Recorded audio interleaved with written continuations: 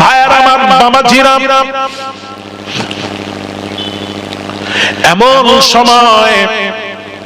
এমন সময় বিবি বলল, কি বলল? ডিম নিয়ে আয়, ডিম তুলে নিয়ে আয়। এবার ডিম আনতে গিয়ে বাবাজি একটু দেরি হয়ে যায়, বাচ্চা কাঁদে, বাচ্চা কাঁদছে, প্রচন্ড ভাবে কাঁদে। বাচ্চাকে ভুলতে গিয়ে ডিম তুলে আনতে দেরি হয়েছে।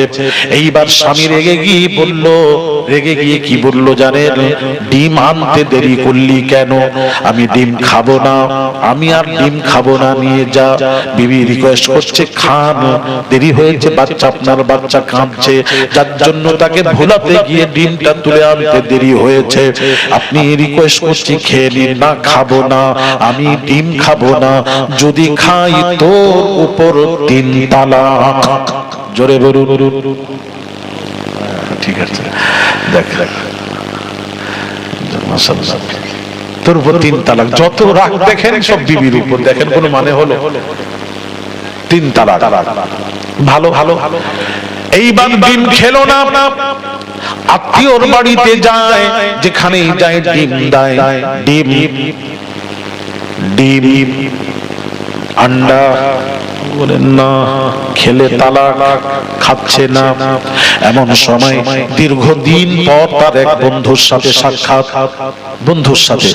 বন্ধু গো, খুব খিদে লেগেছে, বন্ধু তোর পকেটে কি খাবার আছে দে, তাড়াতাড়ি বের করা, আমি তোর পকেটের খাবার খাবো, দে। বন্ধু বলছে, হ্যাঁ দেব, তবে আমার পকেটের খাবার বন্ধু তুই খাবি তো? বলে, হ্যাঁ খাবো। যদি না খাস, বন্ধু দে না, অত কথা বলছিস কেন? খাবো তো বলছিস। যদি না খাস, লাগিয়ে দিল, যদি না খাস। তখন বন্ধু বলল, বন্ধু রে, তোর পকেটের খাবার যদি না খাই, তাহলে আমার বিবির উপর 3 তালাক। কত হলো তালাক? এই কথা বলে 3 6 তালাক। যত রাগ বিবির উপর, এত রাগ কেন? সব রাগ করবেন না। নবীজি বাড়িতে এসেছেন, শুনেন, নবীজিকে ফলো করুন। আর যদি বিশ্ব নবীকে যদি ফলো করতো, তাহলে এই দশা মুসলমানদের এই দশা হতো না। ঠিক কিনা? জোরে বলুন। এই দশা আমাদের হতো না। মুসলমানকে কে মারবে? মুসলমানের সাথে মোকাবেলা পৃথিবীতে কে আছে করে? এই জাতির সাথে মোকাবেলা করার সাহস, দুঃসাহস পৃথিবীতে কারোর নেই। আজ আমরা তাদের গোলাম হয়ে গেছি, যার জন্য আজ মুসলমান মার খাচ্ছে, এই জাতি মার খাচ্ছে। তাহজিব তামাদ্দুন সব শেষ, কিচ্ছু নেই মুসলমান। ভাইরা আমার, বাবাজিরা, আজ মুসলমান যদি একটা নেতাকে মেনে নিত, একটা কাজীকে মেনে নিত, মেনে নিয়ে পীরকে মেনে নিত, পীরকে পীরের মতো মেনে নিয়ে যদি বলতো মুসলমানরা যদি বলতো আমাদের পীর সাহেব যেটাই সমাধান করে দেবে সেটাই আমরা মেনে নেব, পৃথিবীর অন্য কোন আমরা শুনতে, কারুর কথা শুনতে রাজি নাই, কারুর কথা শুনতে রাজি নেই। যদি বলতো ইমাম মানতো, আমরা যদি ইমামকে, যদি ইমামের মতো মেনে নিতাম, তাহলে এই দশা আমাদের হতো না। আজ গোটা বিশ্ব কাঁপে মুসলমানকে দেখে। জানেন কিসের জন্য? জানেন, মুসলমান একজন লোক সামনে দাঁড়িয়ে আছে, ইমামতি করছেন একজন ব্যক্তি, ইমাম সাহেব। আল্লাহু আকবার। পৃথিবীর সব মানুষ, লক্ষ লক্ষ মানুষ ইমামের অনুসরণ করত। আল্লাহু আকবার। ইমাম রুকুতে, লক্ষ লক্ষ মানুষ রুকুতে, ইমাম সাজদায়, ইমামের অনুসরণ করত লক্ষ লক্ষ মানুষ সাজদায়, ইমাম সালাম ফেরায়, লক্ষ লক্ষ মানুষ ইমামের পরে সালাম ফেরায়। এটা গোটা বিশ্ব দেখে যখন থরথর করে কাঁপে, লক্ষ লক্ষ মানুষ একজন ইমামের অনুসরণ কিভাবে করছে।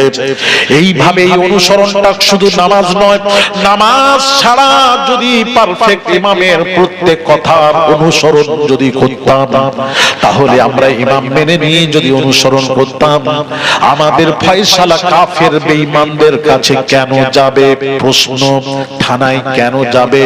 মুসলমানদের সমস্যার সমাধান হলে আল্লাহর ওলি বা একজন ইমামকে মেনে নিয়ে সেই ইমাম যেটা বলবেন আমরা মেনে নেব, তাহলে বিশ্ব থরথর করে কাঁপতো।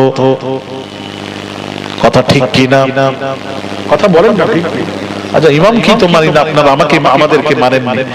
এত ওয়াজ করে যাচ্ছি, শুনছেন, শুনে তারপর আবার যেই কেসে ওহি আলু কি তরকারি। কথা বুঝতে পেরেছেন? তো কথা হলো বাবাজি, এই জন্য বারবার আল্লাহ পাক কোরআন পাকে ঘোষণা করেন ওয়াতাসিমু বিহাবলিল্লাহি জামিআন ওয়া লা তাফাররাকু। আমার আল্লাহ পাক বলছেন আমার রস্সিকে মজবুত করে ধরো। আমার রস্সিটা হলো কোরআন হাদিস। আইমাই মুফাসসিররা লিখেছেন রস্সিটা হলো কোরআন ও হাদিসকে মজবুত করে ধরো আর নিজেদের মধ্যে ঐক্যবদ্ধ হয়ে থাকো, এক হয়ে থাকো। মুসলমান এক হবে। ভাইরা আমার, বাবাজিরা, ও সোনার যুবকেরা, মুসলমান এক হবে, এক হয়ে থাকবে। ভাইরা আমার, বাবাজিরা, আজ যদি বিশ্বের মুসলমান যদি এক হতো, তাহলে বিশ্ব থরথর করে কাঁপতো। কাঁপতো কিনা জোরে বলুন, একটু জোরে বলুন। কাঁপতো কিনা? থরথর করে কাঁপতো যদি আমরা এক হতাম। কিন্তু এক এক হতে দেবে না, এটাই তো আমাদের পরিকল্পনা, এটাই তো আমাদের বাবাজি ইহুদিদের, খ্রিস্টান নাসারাদের এটাই পরিকল্পনা, আমেরিকার পরিকল্পনা এটাই। এক হতে মুসলমানকে দেবে না, এক হতে দেবে না। কেন দেবে না? সব সময় লাগিয়ে রেখেছে মুসলমানের মধ্যে, লাগিয়ে রেখেছে। ভাইরা আমার, বাবাজিরা, একটা কথা শুনুন, ভালো করে শুনুন। ভাইরা আমার, বাবাজিরা, এক হয়ে থাকুন, এক হয়ে থাকুন, ঐক্যবদ্ধ হন। এই বর্তমান সময়ে বাবাজি যে অবস্থা, পৃথিবীর দিকে তাকিয়ে দেখি যে অবস্থা, এখন সমস্ত মুসলমানকে ঐক্যবদ্ধ হয়ে থাকতে হবে কি হবে না? জোরে বলুন। ঐক্যবদ্ধ হয়ে থাকুন ভাইরা আমার, বাবাজিরা। যাকে আমি যে কথা বোঝাচ্ছিলাম, বন্ধুরে তোর পকেটের খাবার কি আছে দে। বলেন বলেন, খাবি তো? হ্যাঁ খাবো। না খেলে বিবির উপর 3 তালাক। তখন বন্ধু কি করলো? চিন্তা করলো, আমার পকেটের খাবার যদি বন্ধুকে না দি, বন্ধুর বউ থাকবে না। আস্তে করে পকেটের খাবারটা যেই দিয়েছে, খাবারটাও ডিম। এবার আপনারা বলুন, ডিম খেলেও তালাক, না খেলেও তালাক। এখন বিবিকে বাঁচাবে কেমন করে? ভাইরা আমার, বাবাজিরা, ও সোনার যুবকেরা, বাবাজিরা, এইসব বাবাজি, এইসব বাবাজি, এইসব ফাকিরা, এইসব সমস্যার সমাধান ফাকিগণ করেছেন, মুহাদ্দিসের কাজ নয়। এটা মুহাদ্দিসের কাজ নয়, ফাকিগণদের কাজ। আর তোমরা ফাকিকে মানছো না। ফিকহুন মানে সমাজ। আল্লাহ যাদেরকে অগাধ সমাজ দিয়েছেন, জানেন ভাইরা আমার, বাবাজিরা, 100 লক্ষ সাহাবীদের সামনে নবীজি হুজ্জাতুল বিদাতে আখিরি ভাষণ দিতে গিয়ে রাসূল বলেছিলেন 100 লক্ষ সাহাবীদের মাঝে জানেন 10 থেকে 12 জন ফাকিহ, মানে 10,000-এ একজন ফাকির সংখ্যা। আর যে ফাকিহ হবে তাকে মুহাদ্দিস হতেই হবে, মুহাদ্দিসকে টপকে ফাকিহ হতে হবে। আর যে মুহাদ্দিস সে ফাকিহ নয়, সে ফাকিহ নয়। যে ফাকিহ তাকে মুহাদ্দিস হতেই হবে। আর যিনি মুহাদ্দিস আলাদা, ফাকিহ আলাদা। পৃথিবীতে সমস্যার সমাধান ফাকিহগণ করেছেন, মুহাদ্দিসগণ নয়। এটা মুহাদ্দিসের কাজ নয়। মুহাদ্দিসের কাজ গভীরে গিয়ে তালাশ করা, মুহাদ্দিসের কাজ নয়। ভালো করে বুঝুন। যেমন যেমন বলি,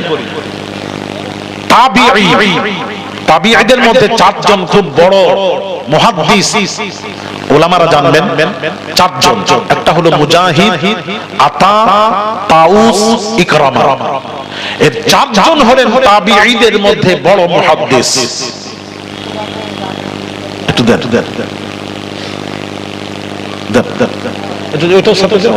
একটু জিকির করেন লা ইলাহা, দরুদ শরীফ আল্লাহুম্মা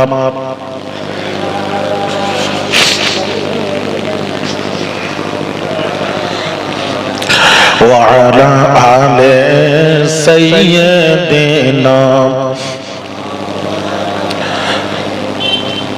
এই চারজন মুহাদ্দিস তাবিঈ, তাবিঈ কাকে বলা হয় জানেন? সাহাবীকে যারা দেখেছেন, এই চারজন সাহাবী তাবিঈ।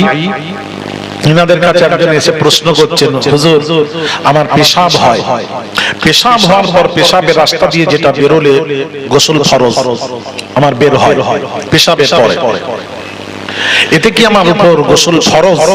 প্রশ্ন ভালো করে বুঝবেন ছেলেরা, মা বলেন। তখন চারজন তাবিঈ ওনারা বললেন, হ্যাঁ তোমার উপর গোসল ফরজ। লোকটি ইন্না লিল্লাহ বলতে বলতে চলে যাচ্ছে। ইন্না লিল্লাহ, ইন্না লিল্লাহ কেন বলল? এতদিন আমি তো গোসল না করি, আমি নামাজ পড়েছি, ইন্না লিল্লাহ, তাহলে আমার নামাজ হয়নি, আমার উপর গোসল ফরজ। ওনারা বললেন গোসল ফরজ, তাহলে নামাজ হয়নি, ইন্না লিল্লাহ, চলে যাচ্ছে। ওখানে আব্দুল্লাহ ইবনে মাসউদ রাদিয়াল্লাহু তাআলা আনহু, ইনি হচ্ছেন রাইসুল মুফাসসিরিন, ফাকিহ, বড় ফাকিহ, সাহাবীদের মধ্যে ইনি ফাকিহ ছিলেন। আব্দুল্লাহ ইবনে মাসউদ রাদিয়াল্লাহু তাআলা আনহু উনি কি বললেন জানেন? নামাজ পড়ছিলেন, সালাম ফিরিয়ে বললেন, এই লোকটিকে ডাকো। লোকটিকে ডাকা হলো, যেই লোকটি এসেছে, আসার পর আব্দুল্লাহ ইবনে মাসউদ ওনাকে প্রশ্ন করছেন, বলো পেশাব করার পর পেশাবের রাস্তা দিয়ে যেটা বেরোলে গোসল ফরজ হয়, বেরোনোর সময় কি তোমার শরীরের মধ্যে ঝিমঝিমাত ভাব পয়দা হয়, গাটা ঝিমিয়ে ওঠে, এরকম হয়? জি হুজুর, না হয়। আচ্ছা, পেশাব করার পর বিবির সাথে মেলামেশার কথা কি মনে পড়ে? দুটি প্রশ্ন করেছিলেন, মনে পড়ে? বলে না, মনে পড়ে না। আব্দুল্লাহ ইবনে মাসউদ রাদিয়াল্লাহু তাআলা আনহু তিনি কি বললেন? যাও, তোমার উপর গোসল ফরজ নয়। আরেকটু জোরে। যারা বললেন গোসল ফরজ, ইনারা হলেন মুহাদ্দিস। মুহাদ্দিসরাও একদম কথা শুনেই ফতোয়া দিয়ে দেন, গভীরে যান। আর ফাকিহগণরা গভীরে যান, ইল্লত, আগে ইল্লত, এই দুইটি ইল্লাত যদি পাওয়া যেত, কারণ পাওয়া যেত বিবির সাথে মেলামেশার কথা মনে পড়েছে, আর মনে পড়ে তারপর পেশাবের রাস্তা দিয়ে ওটা বের হয়েছে, বা বের হওয়ার পর শরীরের মধ্যে একটা ঝিমঝিমাট পয়দা হয়েছে, এইরকম অবস্থা যদি হতো, দুইটি কারণ পাওয়া যেত, তাহলে গোসল ফরজ ছিল। পাওয়া যায়নি, গোসল ফরজ নয়। যিনি বললেন গোসল ফরজ নয়, ইনি হলেন ফাকিহ। আমি কি বোঝাতে পারছি? বুঝতে পারছেন? ইনি হলেন ফাকিহ। বুঝেন ভালো করে, ভালো লাগবে। ইনি হলেন ফাকিহ। ভাইরা আমার, বাবাজিরা, সেই সময় সমস্যার সমাধান কিভাবে করবে সমাধান খুঁজে পাচ্ছে না। ফাকিহগণ ছাড়া সমস্যার সমাধান সবাই পারবে না। বসেন, জায়গা আছে, অনেক জায়গা আছে, দাঁড়ান। বাবা কমিটি ছেলেদের ডেকে নিয়েছে, বসো, তোমরা তোমাদের মেহমান বসা। ভাইরা আমার, বাবাজিরা, এইবার বলা হলো কি হবে। সমস্ত মুফতির কাছে গেছেন, ফতোয়া দিচ্ছেন তালাক, ডিম খেলেই তালাক, সমস্যার সমাধান খুঁজে পাচ্ছেন না। এরা তো ফাকিহ নয়, এরা তো মুহাদ্দিস, আলেম, মুফতি, এরা কোথায় খুঁজে পাবে? খুঁজে পাচ্ছে না। এমন সময় ভাইরা আমার, বাবাজিরা, এমন সময় এই সমস্যার সমাধান ফাকিহগণ করেছেন। কি করেছেন?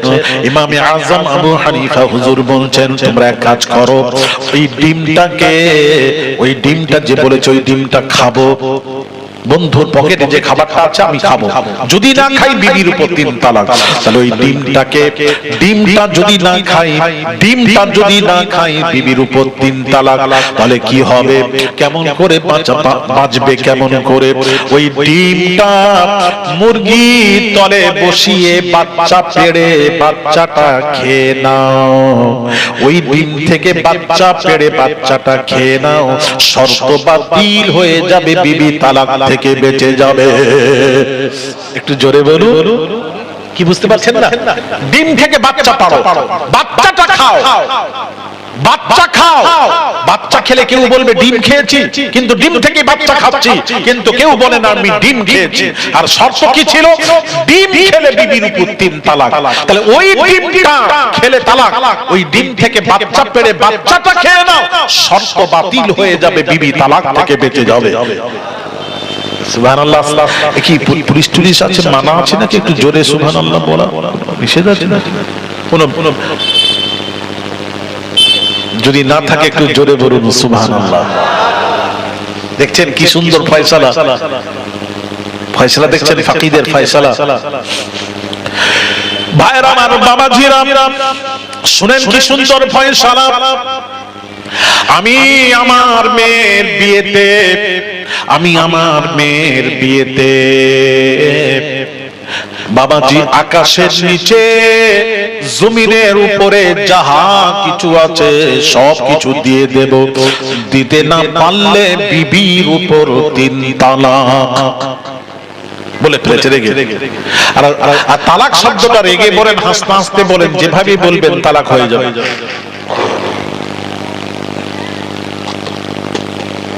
যেভাবে বলবেন তালাক, রেগে বলে ফেলেছে। এইবার মুফতি সাহেবের কাছে গেছেন, ভালো করে শুনবেন, মুফতির কাছে গিয়ে বলছেন, মুফতি সাহেব সমস্যায় পড়েছি, সমাধান দেবেন। মুফতি সাহেব বলছেন, না, তোমাকে দিতেই হবে, আকাশের নিচে জমিনের উপরে যাহা কিছু আছে দিতেই হবে। আর দিতে না পারলে শর্ত পাওয়া গেলে বিবি তালাক, বিবি থাকবে না, বিবি তালাক হয়ে যাবে, কোন রাস্তা নেই। আরেকজনের কাছে গেলেন, মুফতি সাহেবের কাছে, হুজুর আপনি বলুন। একজনের কাছে হলো না, আরেকজনের কাছে। আমরা একটা ডাক্তার দেখি, আবার মনটা কাঁদে যে আরেকজন ডাক্তারকে দেখাই, আরেকজনকে দেখাই। কলকাতায় দেখেছি ভেলোরে যাই, মনটা চায়। অনেক সময় দেখেছি কলকাতায় বলেছে ক্যান্সার, ভেলোরে গিয়ে বলছে না ক্যান্সারই নেই। এরকম নেই, বহু তো দেখি আরেক মুফতির কাছে যাই, মুফতি সাহেব সমস্যায় পড়েছে। কি সমস্যা? আমি বলেছি আমার মেয়ের বিয়েতে আকাশের নিচে জমিনের উপরে যাহা কিছু আছে সব দিয়ে দেব, দিতে না পারলে বিবির উপর 3 তালাক। আমার পক্ষে দেওয়া সম্ভব না, আমি গরিব মানুষ, এখন কি করব? মুফতি সাহেব বলছে না, তোমাকে দিতেই হবে, আর দিতে না পারলে শর্ত পাওয়া গেলে বিবি তালাক। আরেকজনের কাছে গেছে, দিতেই হবে, দিতে না পারলে বিবি তালাক, তালাক, তালাক, তালাক, তালাক, গড়ে তালাক। সব মুফতিরা গড়ে বললেন দিতেই হবে তালাক। ভালো করে শুনবেন, এই জন্য মুফতির মধ্যে পার্থক্য আছে। এইবার শরবতওয়ালা চিন্তা করল, ওই ইমাম মুহাম্মাদের কাছে একবার যাই, শেষ দেখাটা দেখে নি। ইমাম মুহাম্মাদের কাছে গিয়ে শরবতওয়ালা বলছেন, হুজুর গো, আমি একটা সমস্যায় পড়েছি। কি বাবা সমস্যা? সমস্যা হলো আমি আমার বিবির সম্পর্কে বলেছিলাম, আমি আমার মেয়ের সম্পর্কে বলেছিলাম আকাশের নিচে জমিনের উপরে যাহা কিছু আছে সব বিয়েতে দিয়ে দেব, দিতে না পারলে আমার বিবির উপর 3 তালাক। আমার পক্ষে দেওয়া সম্ভব নয়, এখন বিবিকে বাঁচাবো, না দিয়ে বাঁচাতে চাই। ইমাম মুহাম্মদ বললেন, বাবা বহু মুফতিরা আছে, তাদের কাছে যাও। সকলের কাছে গেছিলাম, সকলেই ফতোয়া দিয়েছেন দিতেই হবে, দিতেই হবে, দিতেই হবে, দিতে না পারলে বিবির উপর 3 তালাক, দিতেই হবে। এমন সরল সবাই বলেছে। ইমাম মুহাম্মদ তিনি শুনে বললেন, ও শরবতওয়ালা, ওই দিনের কথা কি স্মরণ আছে যেদিন তোমাকে আমি বলেছিলাম 1 গ্লাস শরবত দাও, তার বিনিময়ে এক গ্লাস, তার বিনিময়ে একটা মাসআলা বলে দেব।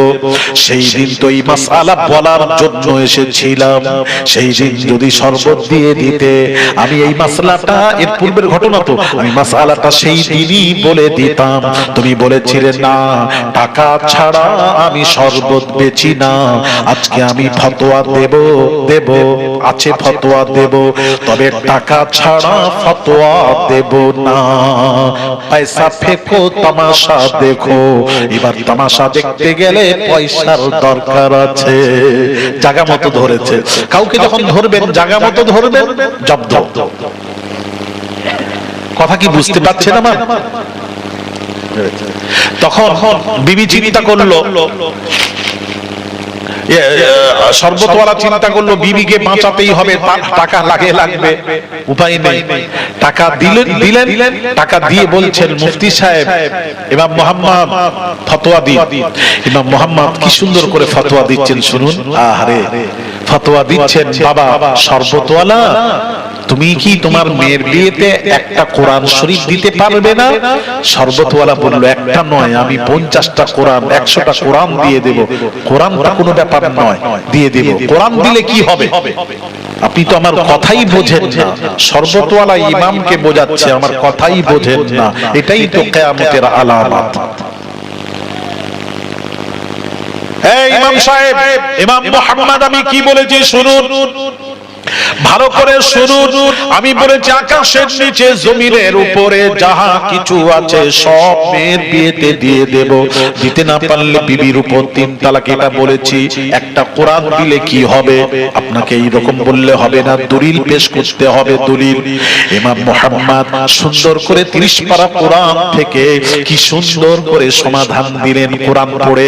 কোরআনের আয়াত আল্লাহ পাক বলছেন কি সুন্দর করে, আল্লাহ পাক বলছেন ওয়ালা রতবি ওয়ালা ইয়াবিসিন ইল্লা ফি কিতাবিম মুবিন।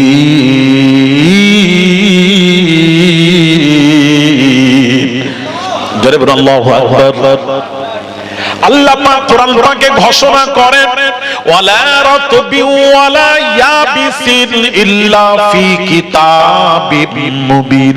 আল্লাহ পাক বলছেন রাতিয়াবিস অর্থ হলো শুকনো এবং ভিজা। শুকনো এবং ভিজা এমন কিছু নেই যা 30 পারা কোরআনে নেই। তার মানে হচ্ছে বাবাজি, এর ব্যাখ্যা হলো আল্লাহ তাআলা আকাশের নিচে জমিনের উপরে যাহা কিছু আছে সৃষ্টি করেছেন। আল্লাহ ভালো করে শুনেন, শুকনো এবং ভিজা দিয়ে আল্লাহ সৃষ্টি করেছেন, শুকনো এবং ভিজা দিয়ে সৃষ্টি করেছেন। তাই আল্লাহ বোঝাচ্ছেন, অর্থাৎ আকাশের নিচে জমিনের উপরে যাহা কিছু আছে তার চেয়েও বেশি কিতাব মুবিন দিয়ে কোরআন বোঝানো হয়েছে। আকাশের নিচে জমিনের উপরে যাহা কিছু আছে তার চেয়েও বেশি 30 পারা কোরআন শরীফে রয়েছে। তুমি একটা কোরআন দিয়ে দাও, আকাশের নিচে জমিনের উপরে যাহা আছে তার চেয়েও বেশি দেওয়া হয়ে যাবে, শর্ত বাতিল হয়ে যাবে, বিবি তালাক থেকে বেঁচে যাবে। আর একটু জোরে বলা যাবে না? তাহলে আমার প্রশ্ন, আমি আলী আসগারের প্রশ্ন, এই আয়াতটা কি অন্য মুফতিরা জানতেন না কোরআনের আয়াত? তাহলে বোঝা গেল সবাই কোরআন পড়ে, কোরআন থেকে সব সমস্যার সমাধান সবাই খুঁজে পায় না। কথা কি বোঝাতে পারছি? কোরআন সবাই পড়ে কিন্তু কোরআন থেকে সবাই সমস্যার সমাধান খুঁজে পায় না। যেমন আবার বলছি, আর একটু পরিষ্কার করি যাতে করে আপনাদের জেহেনটা পরিষ্কার হোক। ভাইরা আমার, বাবাজিরা, এইবার এক সন্তান বিয়ে করলো, বিয়ে বাপ মা বিয়ে দিল, ছেলে বলছে আব্বা বিয়ে দিচ্ছ যেখানে, যে মেয়েকে আমি দেখবো না, কিন্তু আমার একটা শর্ত হলো মেয়েটি যেন চাঁদের চেয়েও খুবসুরত হয়, চাঁদের মতো দেখতে যেন হয়, মানে খুব ভালো ফর্সা টকটকা হয়, খুব ভালো হয়।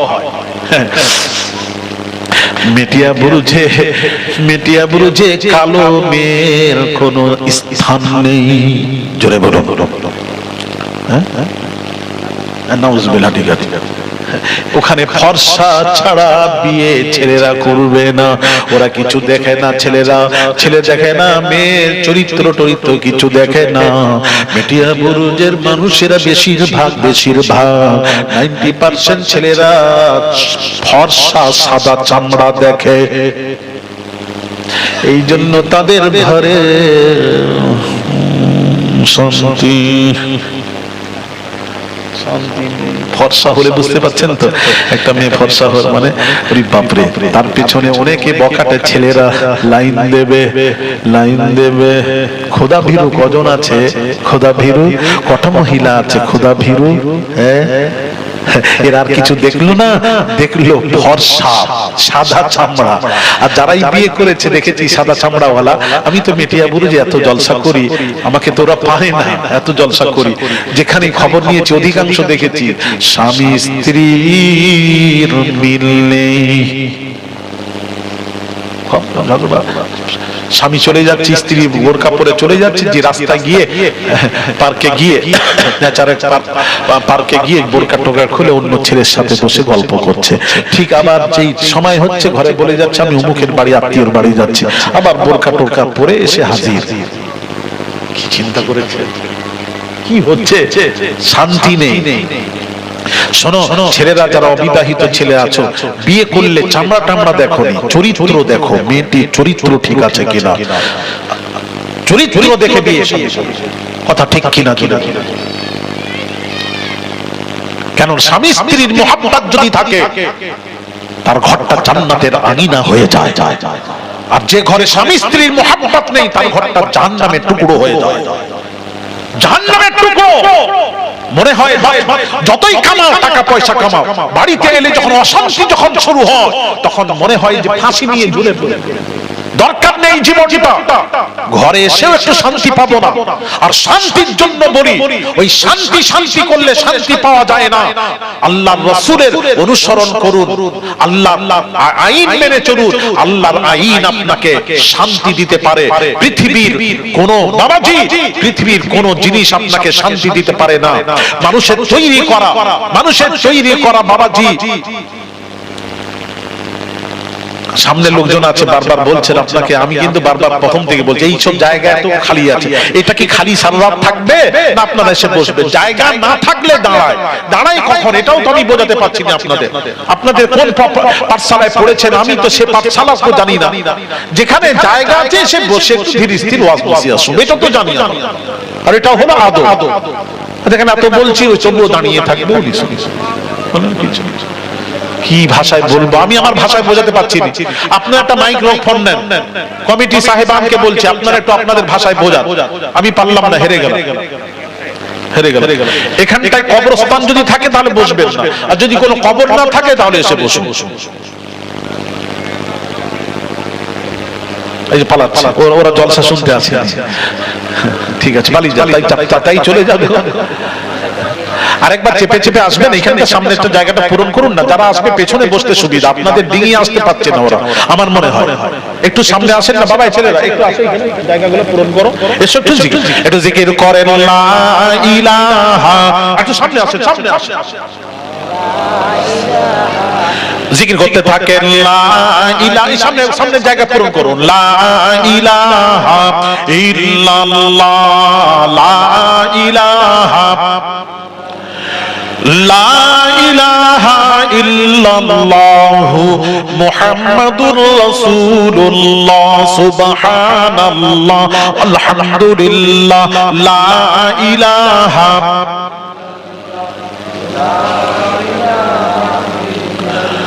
লা ইলাহা ইল্লাল্লাহু মুহাম্মাদুর রাসূলুল্লাহ সাল্লাল্লাহু আলাইহি ওয়াসাল্লাম। দরুদ শরীফ। আল্লাহুম্মা সাল্লি আলা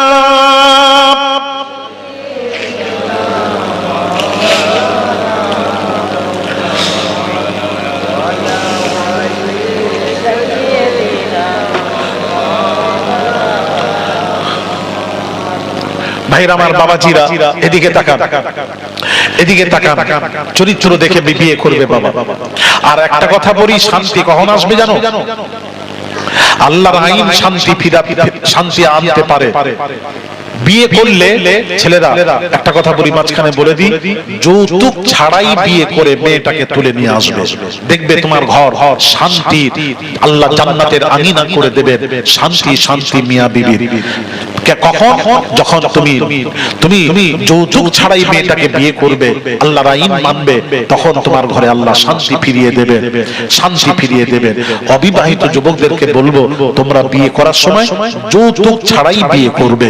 রাজি আছো? একটু মাঝখানে বলে দিই, রাজি আছো ছেলেরা? আর কথা বলে আসল জায়গায় আঘাত পড়ে গেছে। আর কথা বলে একটু কথা তো বলবে। আমি যখন প্রশ্ন করছি, যাদের বিয়ে হয়নি, বিয়ে বাংলায় বলছি, গোদা বাংলায় বিয়ে হয়নি, যৌতুক ছাড়াই বিয়ে করবে। যৌতুক বোঝেনি নাকি? একটা এখনো হাত তুলে, মোটরসাইকেল নেবে, তুই যৌতুক ছাড়া বিয়ে করবি তো? বল ইনশাআল্লাহ, বল ইনশাআল্লাহ, মাশাআল্লাহ। একটা হাত উঠেছে। কই দোকান? পাশাপাশি দুটো বন্ধু, সেও কিন্তু পুরো ফুল হাত তুলে এরকম, ও কিন্তু ফুল তুলেছে, ও আরেকটা পাশে যে এরকম। তার মানে আমার মনে হয় ছেলের বাপ বোধহয় পিছনে আছে, ও বাপের ভয় দেখেন। ও বিয়ে হয়ে গেছে, তাহলে তুমি হাত তুলছিলে? ও আচ্ছা আচ্ছা, ইনি বলছেন যে তুমি করেছো, এই জন্য বললাম। আচ্ছা আচ্ছা, তাই বল। আমি তো দেখলাম একটাই, ঠিকই আছে। এত বড় মজলিসে একটা ছেলে ওয়াদা করেছে যে হুজুর আমি অবিবাহিত, আমি বিয়ে করব, যৌতুক ছাড়াই বিয়ে করব। যাকে একজন তো পেলাম, আর তোমরা কেউ তুললে নাও, নিয়ে দেখো না, মজা দেখবে। শেষ পর্যন্ত লাও নাও, ওইটাই পছন্দ করেছো তো, লাও নাও। কি আশ্চর্য ছেলেদের, ধন্যবাদ। হ্যাঁ, আজ বিবি কথা বলবে কেন তোমার উপরে? তুমি তো স্বামী। হ্যাঁ, আর যারাই যৌতুক নিয়েছে তার ঘরে একটু খবর নিয়ে দেখে, স্বামী ঘরে এসে দেখছে বউ নেই। হ্যালো, কোথায়? বাপের বাড়ি। আমাকে বললে না চলে গেলে? তোমাকে ডিস্টার্ব করলাম না, তুমি বাইরে আছো, চলে এসেছি, তুমি তাড়াতাড়ি এসো। না আমি এখন যেতে পারছি। কেন? জামাইকে তো কিনে নিয়েছি। বেশি কিছু বলতে গেলে, তুমি যে বাইক চালাচ্ছ আমার বাপের দেওয়া, তুমি যে বেডে ঘুমাচ্ছ আমার বাপের দেওয়া, যে বালিশে মাথা দিচ্ছ আমার বাপের দেওয়া। ফস ফস হাসবেন্ড নিয়ে দেখে সব সময় ফস ফস করছে। তোমাকে মরে যাওয়া উচিত, ওই রকম স্বামীকে মরে যাওয়া উচিত। বিবি কি কথা বলবে? বিবি কথা বলার সুযোগ রাখলে তো কথা বলবে। আর যদি যৌতুক ছাড়া বিয়ে করে আনতে তার ক্ষমতা থাকতো না কোনো কথা বলা, ঠিক কিনা জোরে বল। ফাউন্ডেশনই তো ঠিক নেই। ফাউন্ডেশন ঠিক করো বাবা, ভিত মজবুত করো। ঘর তৈরি করার আগে ভিতটাকে মজবুত করো। নবীজির ঘরে যৌতুক ছিল না, কিন্তু স্বামী স্ত্রীর মহব্বত ছিল। নবীজি ঘরে এসে দেখছেন রান্নাতে দেরি আছে, রাগ করেন, আয়েশার সাথে রান্নাতে সহযোগিতা করে দিচ্ছেন। জোরে বলুন না সুবহানাল্লাহ। আরে কখনো বললেন না, রাগ করলেন। আয়েশা বলছেন একসাথে দস্তরখানে বসে নবীজি আমাকে নিয়ে খানা খেতেন, একসাথে বিবিকে নিয়ে খানা খেতেন। আয়েশা বলছেন, আম্মা জান আয়েশা বলছেন, যে পাত্রে পানি মুখ দিয়ে পানি পান করতাম, ওই পাত্রে নবীজি যে মুখ গিলাসে মুখ দিয়ে পানি পান করতাম, ওই জায়গায় বিশ্ব নবী মুখ দিয়ে পানি পান করছেন। জোরে বলো। আর আমরা, আপনারা যখন খেতে বসেন স্বামী স্ত্রী উভয়ে একসাথে বসে খান, আর গিলাসটা কি একটা গিলাস থাকে না দুটো গিলাস আলাদা আলাদা থাকে? একটু বলবেন, কথা বলবেন। দুটো গিলাস থাকে আর একসাথে বসে খান। হ্যাঁ, কি বলছে? কথা বলেনি কেন? আচ্ছা, পানির বোতল যেটা স্ত্রী যেখানে খায় ওইভাবে আপনারা খান তো, আর এক দস্তরখানে খান তো? আম্মা জান আয়েশা বলছেন, আমি হাত চিবাচ্ছি, নবীজি আমার হাত থেকে নিয়ে নিলেন, নিয়ে যে জায়গায় চিবাচ্ছিলাম ওই জায়গায় চিবোতে লাগলেন। জোরে বলুন না সুবহানাল্লাহ। আপনারা এরকম করেছেন তো? করেননি? ভুলেও আয়েশা বলছেন আমি যতবার সালাম দিতে ইচ্ছা করেছি নবীজি ঘরের ভিতরে এসে আগে বেড়ে নবী আমাকে সালাম দিতেন। জোরে বলুন সুবহানাল্লাহ। আপনারা বিবিকে সালাম দিয়েছেন কখনো? ঘরে গিয়ে আগে বাইরে থেকে এসে যখন ঘরে ঢোকেন সালাম দেন তো? হ্যাঁ, এইসব করলে না বেশি। এবার এইসব করতে গেলে কি বলে জান, আমাদের দেশে একটা ভাষা আছে, স্বামীটা হলো বিবির ভাড়ুয়া। ভাড়ুয়া কি বলে? কি বলে মানে কি? ওই মানে বিবি বিবি করছে, বিবি ভাড়ুয়া। নাউজুবিল্লাহ মিন যালিক। বলবেন না ভাড়ুয়া টাড়ুয়া না, এটা নবীর সুন্নাত, সালাম দেওয়া সুন্নাত। হযরত শেরে খোদা সফর থেকে এসে সর্বপ্রথম ফাতিমাকে বাড়িতে এসে আগে সালাম দিতেন। জোরে বলুন না সুবহানাল্লাহ। আগে বেড়ে সালাম দিতেন। হযরত ফাতিমা বসে আছেন, ফাতিমা সাইয়্যিদাতুন নিসা ফাতিমা বসে আছেন, এমনি বসে নাই, কাজ করছেন সংসারে। কিভাবে? ইমাম হাসানকে দোলনায় শুইয়ে দিয়েছে, দোলনার সাথে একটা দড়ি বেঁধে পায়ের আঙ্গুলের সাথে বেঁধে দেখেন দোলাচ্ছে। আর ইমাম হোসেনকে কোলে নিয়েছেন, ইমাম হোসেনকে, ছোট ইমামকে কোলে নিয়েছেন। এই দেখেন আমার দিকে তাকান, এই দোলনা দুলছে, কোলে ইমাম হোসেন, ডান হাত দিয়ে জাঁতা ঘুরোচ্ছেন। জাঁতা বোঝে? আপনাদের দেশে এখনো আছে? আছে? হ্যাঁ, আটা ভাঙা, ডাল ভাঙা জাঁতা, ওই জাঁতা ঘুরোচ্ছেন। শেরে খোদা সফর থেকে এসে আগে সালাম দিলেন। সালাম দেওয়ার সাথে সাথেই ইমাম হোসেনকে কোল থেকে বিছানায় শুইয়ে দিলেন। সালামের উত্তর দিয়ে শুইয়ে দিয়ে সাইয়্যিদাতুন নিসা ফাতিমা ছুটে গেলেন, গিয়ে পানি নিয়ে এসে স্বামীর পায়ে ঢেলে দিচ্ছেন। স্বামীর পা, শেরে খোদার পা ধুইয়ে দিচ্ছেন। ধোয়ানো হয়ে গেলে নিজের ওড়নি দিয়ে বিশ্ব নবীর কলিজার টুকরা ফাতিমা ওড়নি দিয়ে শেরে খোদার পা গুলি মুছিয়ে দিচ্ছেন। জোরে বলুন সুবহানাল্লাহ। হায় হায়, কি শান্তি, কি শান্তি। আপনাদের বর্ষাকালে কাদা টাদা লাগলে পায়ে, মা বোনেরা বাড়িতে গেলে আপনার বিবিরা পাটা একটু ধুইয়ে দেয় তো, ওড়নি দিয়ে পরিষ্কার করে দেয় তো? বলবেন কল থেকে ধুয়ে এসো, এই কথা বলে? তাহলে তো যা শান্তি আছে আর বলবেন। যাও কলে ধুয়ে তারপরে ঘরে ঢোকো। ওরে বাপ রে, ওয়াদা, প্রধানমন্ত্রীর ওয়াদা। ও মা বোনেরা, ওয়াজ শুনছেন? একটু করেন না, নবীজির ফলো করুন। নবীজিকে বিশ্বে কে কি করছে ফলো করবেন। ফাতিমাকে ফলো করুন, সাহাবীদেরকে ফলো করুন, নবীকে ফলো করুন। কারণ নবী বলেছেন, কি বলেছেন? ভাইরা মায়ের বাবা জিরা, আল্লাহ নবী বলেছেন মা, আল্লাহ নবী বলেছেন আতিউল্লাহ ওয়া আতিউর রাসূল ওয়া উলিল আমরি মিনকুম। আল্লাহ কোরআনে বলছেন আমার আতাত করো, রাসূলের আতাত করো, উলিল আমরের আতাত করো। তারপর আল্লাহ পাক বলছেন আমার সুন্নাত আর খুলাফায়ে রাশিদিনদের সুন্নাতকে তোমরা মজবুত করে ধরো, সাহাবীদের সুন্নাতকে মজবুত করে ধরো। সাহাবীরা যা করেছেন তাদের সুন্নাতকে মজবুত করে ধরো। মান তামাসসাকা বিসুন্নতি ইল্লা ফাসাদি উম্মতি ফালাহু আজরু মিআতু শাহীদিন। আল্লাহ নবী বলেন আমার উম্মতেরা এমন এক সময় আসবে, সে সময় আমার উম্মতেরা সুন্নাতের উপর আমল করবে না, ছেড়ে দেবে। সেই সময় আমার উম্মতেরা যদি একটা সুন্নাতকে জিন্দা করে যদি মরতে পারে, আল্লাহ নবী পাক জবানের পাক কথা শুনুন, মিআতা শাহীদিন, সে যখন মারা যাবে 100 শহীদের দরজা আল্লাহ তাকে দান করে দেবে। 100 শহীদের দরজা আল্লাহ তাকে দান করবে। নবীর সুন্নাতকে জিন্দা করেন, সালাম দেন। মা বোনেরা, মা বোনেদেরকে বলবো স্বামীর পাটা ধুইয়ে দেন। রাসূল পাক সাল্লাল্লাহু আলাইহি ওয়াসাল্লাম বলেছেন, কি বলেছেন জানেন? স্বামী যদি ডাকে, আপনি রান্না করছেন, স্বামী যদি ডাকে সঙ্গে সঙ্গে আপনি যদি ডাকে সাড়া দিয়ে চলে যান, গেলে যে চুলাতে যে হাঁড়ি বসিয়েছেন, যে তরকারি করছেন, জ্বলে যেতে, পুড়ে যেতে পারে, এই আন্দেশা থাকে। আস্তে করে হাঁড়িটা নামিয়ে চুলোটা যদি গ্যাস থাকে বন্ধ করে স্বামীর ডাকে সাড়া দিয়ে পৌঁছে যান। স্বামী ডেকেছেন, রাসূল বলেছেন স্বামী ডাকলে চলে যাও, সব কাজ ফেলে রেখে স্বামীর ডাকে সাড়া দিয়ে পৌঁছে যাও। মা বোনেরা, রাসূল পাক সাল্লাল্লাহু আলাইহি ওয়াসাল্লাম হুজুর বলেছেন স্বামীর শরীর থেকে রক্তপুঞ্জ যদি প্রবাহিত হয়, কোন স্ত্রী যদি জিহ্বার দ্বারা পরিষ্কার করে, তারপরও স্বামীর হক আদায় করতে পারবে না। স্বামী বুঝতে হবে, স্ত্রীদেরকে স্বামীকে বুঝতে হবে স্বামীর দরজা কি।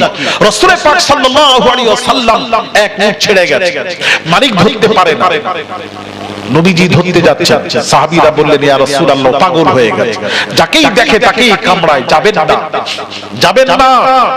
নবীজি বললেন ওই উট পাগল উট আমাকে চেনে, আমাকে কামড়াবে না। জোরে বলেন।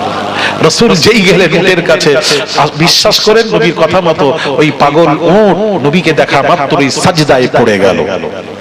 নবীজি লাগাম ধরে মালিককে দিয়ে দিলেন। উপস্থিত সাহাবীরা যারা প্রেজেন্ট ছিলেন তারা দেখে কি বলেছিলেন জানেন? ইয়া রাসূলুল্লাহ, ইয়া হাবিবাল্লাহ, হুজুর আজ যদি একটা উট পাগল উট যদি আপনাকে সাজদা করতে পারে, আমরা তো সাহাবী বেশি হকদার, উটের চেয়েও বেশি হকদার।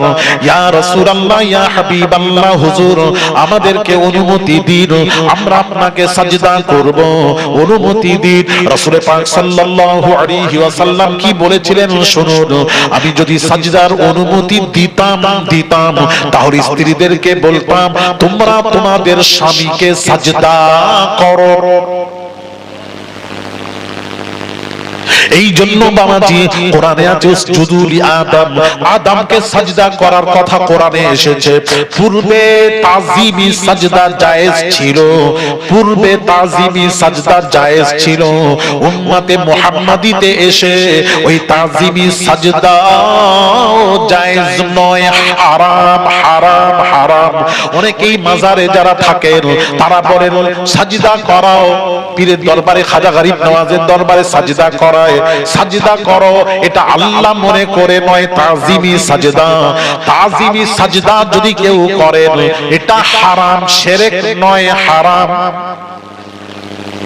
এটা শিরক নয়, অনেকেই বলে না শিরক হচ্ছে, এটা শিরক নয়। ফুল চাদর শিরক নয়, ব্যাখ্যা ভুল করবেন না, যেটা কথা সেটা বলতে হবে, উল্টো পাল্টা বললে তো হবে না। শিরক নয়, ফুল চাদর জায়েজ আছে, ফুল চাদর জায়েজ আছে, কিন্তু মুজাদ্দিদুজ জামান দাদা পীর ফুল চাদর দেননি, তাই আমরাও দিইনি। কথা বলছেন, কথাও বলেন না। দাদা পীর দিয়েছেন, দাদা পীর দেননি, আমরাও দিইনি।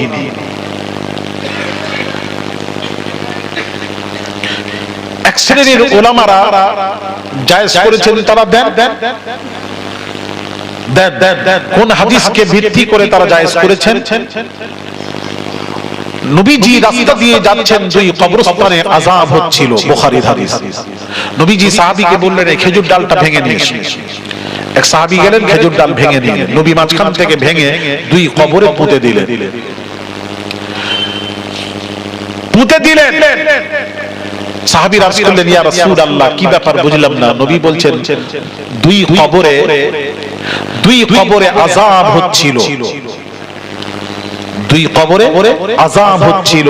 আমি খেজুর ডালটা পুঁতলাম, যতক্ষণ এই কাজটা তাসবিহ পড়বে, তাসবিহ পড়বে, ইউসাববিহু লিল্লাহি মা ফিস সামাওয়াতি ওয়াল আরদ, জমিন আসমানে যা কিছু আছে সব আল্লাহ তাসবিহ পড়ে, আল্লাহ তাসবিহ পড়ে। তো যতক্ষণ তাসবিহ পড়বে তার বিনিময়ে আল্লাহ তাআলা গোরবাসীর আযাব তাখফিফ করবেন, হালকা হবে। জোরে বলুন সুবহানাল্লাহ। আল্লাহর ওলিদের যে এই হাদিসটাকে নিয়ে ফুল দেওয়া হয়, ফুল যতক্ষণ তাসবিহ পড়বে আল্লাহর রহমত তত নাজিল হবে। যার জন্য এই হাদিস দিয়ে তারা এক শ্রেণীর উলামারা জায়েজের ফতোয়া দিয়েছেন। ঠিক আছে, কিন্তু দাদা পীর জামানার মুজাদ্দিদ, আমরা যে সিলসিলার মানুষ, তিনি কিন্তু অনুমতি তিনি বলেন, তিনি দেন, তিনি দেন, ভালো করে বুঝবেন, তিনি কিন্তু দেন। কিন্তু ফুল চাদর দেওয়াটাকে হারাম কোথাও বলেননি। থাকলে কেউ যদি থাকেন দাদা পীরের, কেউ ঢুকিয়ে দিতে পারে, তাহলে দাদা পীরের অরিজিনাল কিতাব থেকে আমাকে দেখান, আমি ওই ড্র করব। সেই দিন হারাম বলেছেন, হারাম তো বলতেই পারেন, কথা বুঝতে পেরেছেন? উনি দেন, উনি দেন। যেমন যেমন বলি ভাইয়ের আমার বাবাজিরা, গোশাব খাওয়া, গোশাব চারটা ঠ্যাং আছে, লেজ আছে, ওকে কি বলেন আপনারা? গোহাড়কেল। আচ্ছা তো বলতে পারবো না, গোশাব যেটা আমি জানি, আপনারা বুঝে নেন বাবা, আমি বলতে পারবো না ওই ভাষা, আমার একটাও দাঁত থাকবে না যদি বলি। গোহাড়কেল গোহালকেল, ওই গোহালকেল বলতে পারবো না, গোসা, চারটা ঠ্যাং কুমিরের মতো দেখতে, এখনো আছে আপনাদের এলাকায়? আপনাদের এলাকায় থাকতে পারে। এই গোসাপ রাসূল পাক সাল্লাল্লাহু আলাইহি সাল্লামকে দাওয়াত করে নিয়ে গিয়ে সাহাবী গোসাপ রান্না করে দিয়েছে। ভালো করে বুঝুন, রাসূল সব খেলেন, গোসাপ খেলেন, গোসাপ খেলেন। ভাইয়ের আমার, বাবাজিরা, ইমামে আযম আবু হানিফা বলছেন গোসাপ খাওয়া জায়েজ নয়, জায়েজ নয়। ভালো করে বুঝবেন, গোসাপ খাওয়া জায়েজ নয়। দলিল, নবী খাননি, জায়েজ নয়, জায়েজ নয়। ইমাম শাফঈ মাঝখান থেকে টপকালেন, টপকে বললেন গোসাপ খাওয়া জায়েজ। দলিল হচ্ছে নবীজি খাননি, ঠিক আছে, নবীজির সামনে সাহাবীরা গোসাপ খেতে লাগলেন, নবীজি দেখছেন, নিষেধ করেন, নিষেধ করেন। তাহলে গোসাপের উপর রাসূলের আদেশও নেই, নিষেধও নেই। গোসাপ খাওয়ার উপর রাসূলুল্লাহর আদেশও নেই, কথা বলেন না কেন, নিষেধও নেই। এই মাইকে ওয়াজ করা রাসূলুল্লাহর আদেশও নেই, নিষেধও নেই, সরাসরি কোনো নিষেধ। যেমন আল্লাহ পাক বলেছেন, মা আতাকুমুর রাসূলু ফাখুযুহু ওয়া মা নাহাকুম আনহু ফান্তাহু। কোরআন, আল্লাহ পাক বলছেন নবী যেটা দিয়েছেন গ্রহণ করো, ওয়া মা নাহাকুম আনহু ফান্তাহু, রাসূল যেটা তোমাদেরকে নিষেধ করেছেন তার থেকে বিরত থাকো। তাহলে দুটো কথা কোরআন দিয়ে বোঝা গেল, আল্লাহ বলছেন নবী যেটা দিয়েছেন গ্রহণ করো, আর রাসূল যেটা নিষেধ করেছেন তার থেকে বিরত থাকো। তাহলে আদেশ হলে করতে হবে, নিষেধ হলে করা যাবে না। এবার প্রশ্ন, যেটা রাসূলুল্লাহর আদেশ নেই, এই রকম প্যান্ডেল করা, এই যে লাইট লাগিয়েছেন, কোথায় আছে রাসূলুল্লাহর আদেশ? হাদিস শরীফে লেখা আছে, কোথায় দেখা? এই রকম ফুল দিয়ে এইভাবে যেভাবে সাজিয়ে যেভাবে করেছেন, কোথায় লেখা আছে দেখা? নবী বলেছেন, নবীর আদেশ কোথায় আছে দেখা? কোথায় আদেশ আছে দেখা?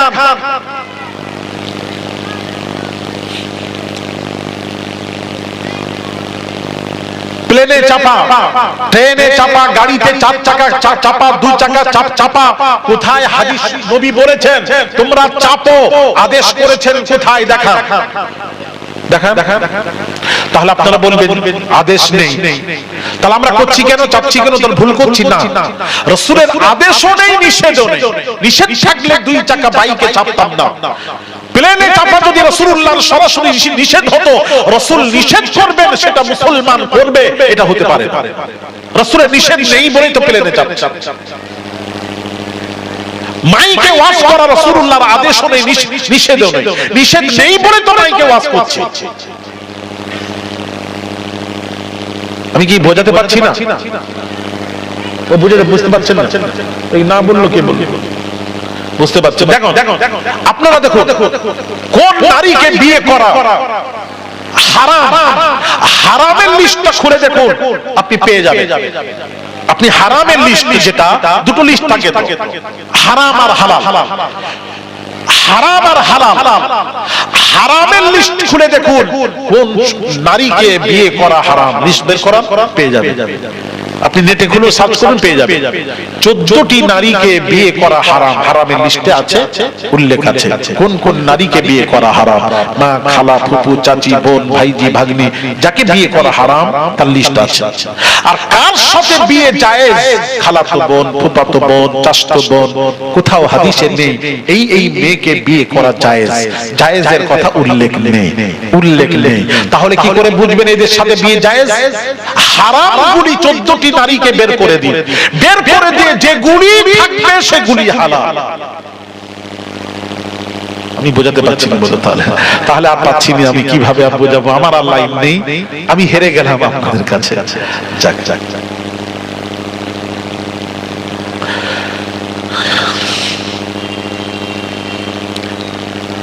বুঝতে পারলেন না? তাই তো, কথাও বলছেন না, বোঝা গেছে তো? তাহলে বলবেন তো। এটা তো আমি যদি পড়াচ্ছি, যদি ঠিক মতন বুঝতে না পারেন ছাত্ররা, তাহলে আমি একটু হ্যাঁ না বলবো। বোঝা গেছে? মাশাআল্লাহ, তাহলে ঠিক আছে, তাহলে একটু আগাই, ভালো লাগছে। আমি যদি বোঝাতে পারি তাহলে ধন্য মনে করি। তাহলে যেগুলি আদেশ নেই সেগুলি কি করবে? নিষেধও নেই, আদেশও নেই, সেগুলি বলা হয়েছে মুবাহ। মুবাহ মানে কি জানেন? করতেও পারেন, নাও করতে পারেন, আপনার উপর মানে আমাদের উপর ছেড়ে দেওয়া হয়েছে। তোমাদেরটা বিয়ে তো না যায়। যেমন গোশত খাওয়া, আপনার যদি ভালো লাগে খাবে, না খেলে হারাম নয়, হারাম নয়। কেননা সাহাবীরা খেয়েছেন, নবী দেখছেন, নিষেধ করেন। নিষেধ যদি হয়ে যেত তাহলে হারাম হয়ে যেত, মানা হয়ে যেত, তাহলে খেতে পারতাম না। নবী দেখছেন, মানা করে, নবী খান, ঠিক আছে, নবী খান। আমি 3 দিন মুরগি ধরা ছাড়া খাইনি, অন্যরা খায়, বয়রা খাই, অন্য খায়, এটা হারাম নয়। খাইনি মানে হারাম নয়, কথাটা বুঝবে। তো কথা হলো বাবাজি, শরীয়তের যেসব বিধানগুলি নবীজি সরাসরি যদি নিষেধ না হয় আর আদেশ না থাকে, নিষেধ না থাকে, ওটা আপনি করতেও পারেন। তাহলে ফুল আর চাদরের ব্যাপারে কি বলে জানেন? হাদিস শরীফে ফুল চাদর দেওয়া ওই জন্য দেওয়া, বারবার নয়। যেটাকে প্রতিদিন দিয়ে ব্যবসা তৈরি করেছেন ওটা নয়। একবার চাদর কোনো দিয়ে দিলেন, হ্যাঁ, চাদর দিয়ে দিলেন, বা আপনি ফুল দিলেন, বরকতের জন্য বরকত নাজিল হবে, রহমত নাজিল হবে, তাতে খবরওয়ালা ফায়দা পাবে, আল্লাহর ওলিরা ফায়দা হবে। এই হিসেবে যদি কেউ দেয় অসুবিধা নেই। মুজাদ্দিদুল জামান দাদা পীর এটাকে বলেছেন ফুল চাদর জায়েজ নয়। দাদা পীরের অনুসারীরা আমরা তাই দিইনি, জায়েজ নয়। হারাম আলাদা, নাজায়েজ আলাদা, দুটো এক নয়। সাজদা তাজিমি সাজদা, এটা শিরক নয়। শিরক কোনটা হয়? আল্লাহ মনে করে কোন পীরের দরবারে যদি কোন মুসলমান মাথা নত করে সাজদা করে, সরাসরি শিরক, মুশরিক হবে, কাফের হবে, বেঈমান হবে, ওটা শিরক।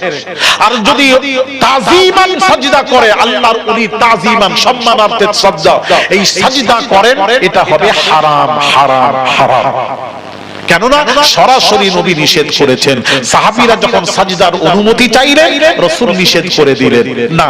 সাজদার অনুমতি দিলে স্ত্রীদেরকে বলতাম তোমরা তোমাদের স্বামীকে সাজদা করো। তাহলে এই হাদিস দ্বারা সাজদা তাজিমি সাজদা হারাম, হারাম, হারাম।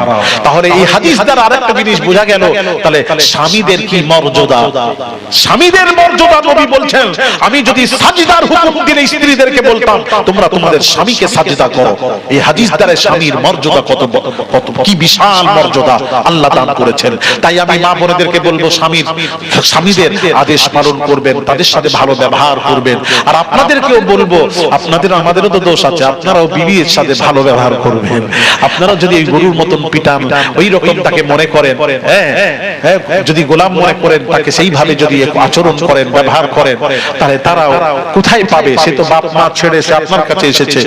আপনার ওয়াইফ, আপনার স্ত্রী, আপনি তাকে ভালোবাসা দিয়ে তাকে রাখুন। কোনো কিছু হলে উভয়ের মধ্যে একজন রেগে গেলে আরেকজন চুপ করবে, কারণ শয়তান গালিব হয়ে যায়। প্রত্যেক মানুষের কাছে 10টি করে শয়তান আছে। শয়তান এসে বলে দিয়ে দে, তালাক দিয়ে দে, ছেড়ে দে, মজা। কত শয়তান তো নেই, নখ বাজাতে থাকে, দে রেগে তালাক দিয়ে দে, একবার দিয়ে দে, আর রেগে বলে ফেললেন, বাস তালাক, তালাক হয়ে যাবে। শোনা, হাতে ধরে বলি, খুব বুঝে শুনে চলবেন, রাগ করবেন। একজন রেগে গেলে আরেকজন ঠান্ডা হবে, তবেই শান্তি আসবে। আর যৌতুক ছাড়াই বিয়ে করবে ছেলেরা। অনুরোধ করছি, অনুরোধ করছি, অনুরোধ করছি, যদি শান্তি পেতে চাবে। আগে বেড়ে বিবিকে সালাম দেবেন। হাদিস শরীফে সালামের বহু ফজিলত আছে, সালামের ফজিলত আমরা তো আসলেই জানি না। আমরা যদি জানতাম প্রতিটা জিনিস শরীয়তে, তাহলে আমরা তো কম্পিটিশন চালাতাম। বিশ্বাস করেন ভাইরা, বাবাজিরা, ও সোনার যুবকেরা, বাবাজিরা, ভালো করে শুনুন। হযরত আবু বকরকে আগে বেড়ে সালাম দিতেন। শেরে খুদারি কাররামাল্লাহু ওয়াজহু আবু বকরকে আগে বেড়ে সালাম দিতেন। এমন সময় একদিন দেখা হলো, হযরত আবু বকর, শেরে খুদা আবু বকরকে সালাম দিলেন না, সালাম স্টপ করে দিলেন। আবু বকর সঙ্গে সঙ্গেই সালাম দিয়ে দিলেন, শেরে খুদাকে সালাম দিলেন। এমন সময় বাবাজি, ও বাবাজি, এমন সময় সালাম সালাম দিলেন, শেরে খুদা আলী কাররামাল্লাহু ওয়াজহুকে সালাম দিলেন। সালাম দেওয়ার পর আলী উত্তর দিলেন আল্লাহর নবীর কাছে। বাবাজি, আল্লাহর নবীর কাছে যখন পৌঁছালো এই খবর পৌঁছানো, নবীজি বলেন আলী রে, আবু বকরকে আগে বেড়ে সালাম দিতে। আজকে আবু বকরকে সালাম দিলে না কেন? অহংকার এসেছে নাকি? না ইয়া রাসূলুল্লাহ, অহংকার নয়। তাহলে কিসের জন্য সালাম দিলে না? জানো না আবু বকর কোন আবু বকর?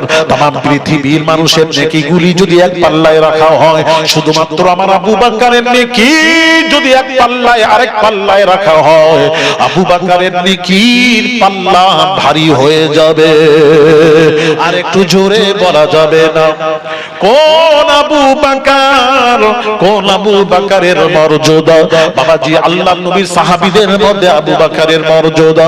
ভাইরা আমার, বাবাজিরা ও সোনার যুবকেরা, বাবাজিরা, কোন আবু বকর? ভালো করে শুনুন। আবু বকর এক আনসারী মহিলা স্বপ্ন দেখলো এক মৌমাছি এসে তার ঘরে ধাক্কা মারলো। ভেতরে ধাক্কা মারলে, দরজা দিয়ে ঢুকে ধাক্কা মারলো, সঙ্গে সঙ্গে পড়ে ছটফট করে মারা গেল। আল্লাহর নবীর কাছে আনসারী মহিলা গেলেন স্বপ্নের তাবির জানার জন্য। ইয়া রাসূলুল্লাহ, ইয়া হাবিবাল্লাহ, হুজুর এই স্বপ্ন দেখেছি, স্বপ্নের তাবিরটা একটু বলবেন। হযরত আবু বকর বললেন, আবু বকর আল্লাহর নবী স্বপ্নের তাবির বললেন, ওরে আনসারী মহিলা, তোমার স্বামী কোথায়? স্বামী সফরে। ও আনসারী মহিলা, স্বপ্নের তাবির হলো তোমার স্বামী সফরে ইন্তেকাল করে গেছে। মহিলা কাঁদতে কাঁদতে ইন্না লিল্লাহি ওয়া ইন্না ইলাইহি রাজিউন কাঁদতে কাঁদতে বাড়ি ফিরে এলেন। বাড়িতে এসে বাবাজি সোজাসুজি আবার আবু বকরের কাছে চলে গেলেন। সিদ্দিক আকবর রাদিয়াল্লাহু তাআলা আনহুর কাছে গিয়ে একই স্বপ্নের তাবির আবু বকরের কাছে জানতে চাইলেন। আর বলেন নবী এই তাবির করেছেন এটা না বলে আবু বকরের কাছে স্বপ্নের তাবির জানতে চাইলেন। আবু বকর স্বপ্নের তাবির করলেন, ওরে আনসারী মহিলা, তোমার সেই স্বপ্নের তাবির হলো যত রাত্রি হোক না কেন তোমার স্বামী সফরে আছে, যত রাত্রি হোক না কেন তোমার স্বামী তোমার বাড়িতে ফিরে আসবে। জোরে জোরে বলুন সুবহানাল্লাহ। আর নবী কি বললেন? মারা গেছে। আর আবু বকর বললেন আজকে রাত্রি তোমার স্বামী তোমার বাড়িতে ফিরে আসবে। এইবার মহিলা, আনসারী মহিলা চুপ করে বসে বলছে রাতটা কাটুক, সকাল থেকে সিদ্ধান্ত নেব কি করতে হয়, কি বলতে হয়, তখন হবে। নিশ্চয়ই নবীর কথা তো ভুল হতে পারে না। নবী বলেছেন মারা গেছে মানে মারা গেছে। আর স্বামী যদি না আসে, সকাল থেকে এবার আবু বকরের সম্পর্কে চালাবো। বুঝতে পারছেন তো? এইবার শুনুন, এমন সময় বাবাজি অপেক্ষানসারী মহিলা অপেক্ষা করছেন। এমন সময় গভীর রাত্রিতে আবু বকরের কথা মতো সত্যই তার স্বামী বাড়িতে হাজির। একটু জোরে বলবেন না সুবহানাল্লাহ? তাহলে নবীর কথা কি হলো? কথা বলেন না। নবীর কথা কি হলো? মিথ্যা হয়ে গেল। আজকাল মুলবিরা হলেই ব্যাখ্যা করতে হবে, মিথ্যা হয়ে গেল। আমি তো বলতে পারবো না, তোমরা বলো। নবীর কথা মিথ্যা হয়নি, শোনা হয়নি, পুরো ব্যাখ্যাটা শুনুন। নবীর আবার মিথ্যা হয়? নবীর কথা কি করে বললেন মিথ্যা হয়ে গেল? টপ করে বলে দিলেন কি করে? নবীরা তো ওহী ছাড়া কোনো কথা বলেন, এটা তো জানেন। নবীরা তো ওহী ছাড়া কোনো কথা বলেন। তাহলে আল্লাহ ছাড়া কোনো কথা যারা বলেননি তার কথা আবার মিথ্যা কেমন করে হয়? আমাকে একটু বোঝান। আমি তো বাংলা বুঝিনি, বোঝান না। এটা মরি সাহেব বোঝান না।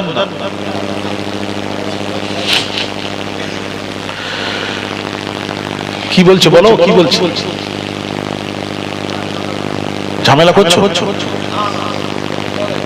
না? চা বিক্রি করছে? কি করছে বলো? বসো না বাবা। ভাইরা আমার, বাবাজিরা,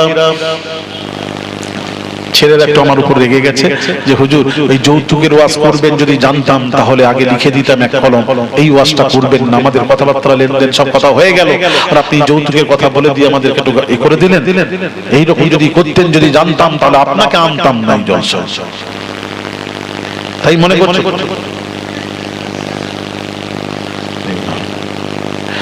কোরআন হাদিসের কথা বলবো তাতেও যদি তোমাদের প্রশ্ন থাকে আর কিছু করার না, তাহলে ওয়াজ চুপ করে ঘরে বসে যায়। দুদিন পর একটা হবে এরকম, দেখবেন সত্য কথা বলা যাবে না, হামলা হবে, সত্য বলাও যাবে না। এমন সময় নবীজি বলছেন এমন এক সময় আসবে জানেন, হ্যাঁ রাস্তায় রাস্তায় ব্যভিচার হবে, ব্যভিচার হবে রাস্তায় তোমার চোখের সামনে। তখন যদি কেউ লোক এদিকে তাকাও, তখন যদি কেউ নবীর উম্মত এইটুকু বলে এই বাবা তুই মুসলমান এই কাজ করিসনি, চোখের সামনে মানুষের সামনে প্রকাশ্যই গুনাহ করছিস কেন, করবি নি, নিষেধ যদি করে বাধা দেয়, খোদার কসম সে আবু বকর সিদ্দিক রাদিয়াল্লাহু তাআলা আনহুর যে মর্যাদা সেই মর্যাদা আল্লাহ তাকে দান করে দেবে। জোরে বলুন সুবহানাল্লাহ। মানে এইটুকু কথাও আখির জামানায় বলা যাবে না, তাহলে ঈমান কোথায় পৌঁছে যাবে সে সময়? হ্যাঁ কথা কি বুঝতে পারছেন না? এইরকম হয়ে যাবে, দুদিন পর দেখবেন আম হয়ে যাবে গুনাহ, আম জিনা ব্যভিচার আম হবে, মানুষের চোখের সামনে হবে। ভাইরা আমার, বাবাজিরা, হযরত এইবার মহিলা আনসারী মহিলা এইবার নবীজির কাছে যাচ্ছেন, নবীজির কাছে হাজির হয়ে সালাম দিয়ে বলেন ইয়া রাসূলুল্লাহ ইয়া হাবিবাল্লাহ হুজুর আপনি তো বলেছেন আমার স্বামী ইন্তেকাল করে গেছে, এই তো আমার স্বামী রাত্রিতে আমার বাড়ি এসে হাজির। ইন্তেকাল করলে হাজির হলো কি করে? এমন সময় এই কথা হতে হতে নবীজির উপর ওহী নাযিল হয়ে গেল। জিবরিল আমিন এসে বললেন ইয়া রাসূলুল্লাহ ইয়া হাবিবাল্লাহ হুজুর আপনি যখন বলেছেন স্বামী সফরে ইন্তেকাল করে গেছে, আসলে ইন্তেকাল করে গেছিল, আপনার কথা মতো ইন্তেকাল করে গেছিল, নবীর কথা মিথ্যা হয় না, ইন্তেকাল করে গেছিল। এই আনসারী মহিলা পুনরায় আবু বকরের কাছে গিয়ে বলল এ আবু বকর স্বপ্ন দেখেছি, তাবির জানতে চাই। আবু বকর স্বপ্নে তাবির করলেন যত রাত্রি হোক তোমার স্বামী তোমার বাড়িতে ফিরে আসবে। আবু বকর যখন এই কথা বলেছেন, আল্লাহ পাক বলেছেন, আল্লাহ পাক বলেছেন আমার আবু বকরের কথা যদি সত্য না হয়, কোন আবু বকর, আবু বকর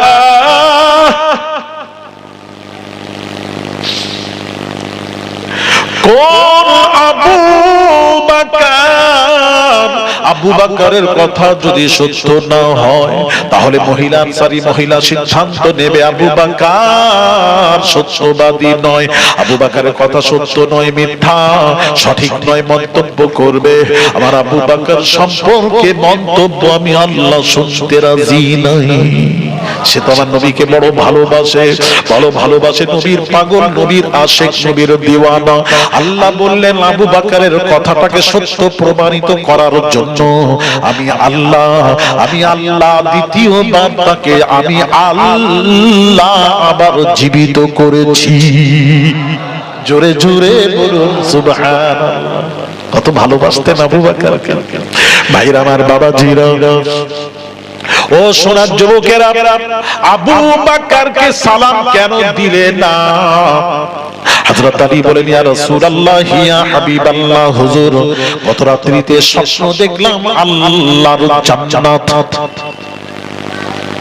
ওই জান্নাতে দেখলাম একটা সিংহাসন রাখা আছে, ওই সিংহাসনে লেখা দেখেছি যারা আগে বেড়ে সালাম দেবে তারাই এই সিংহাসনের হকদার, তারাই হবে।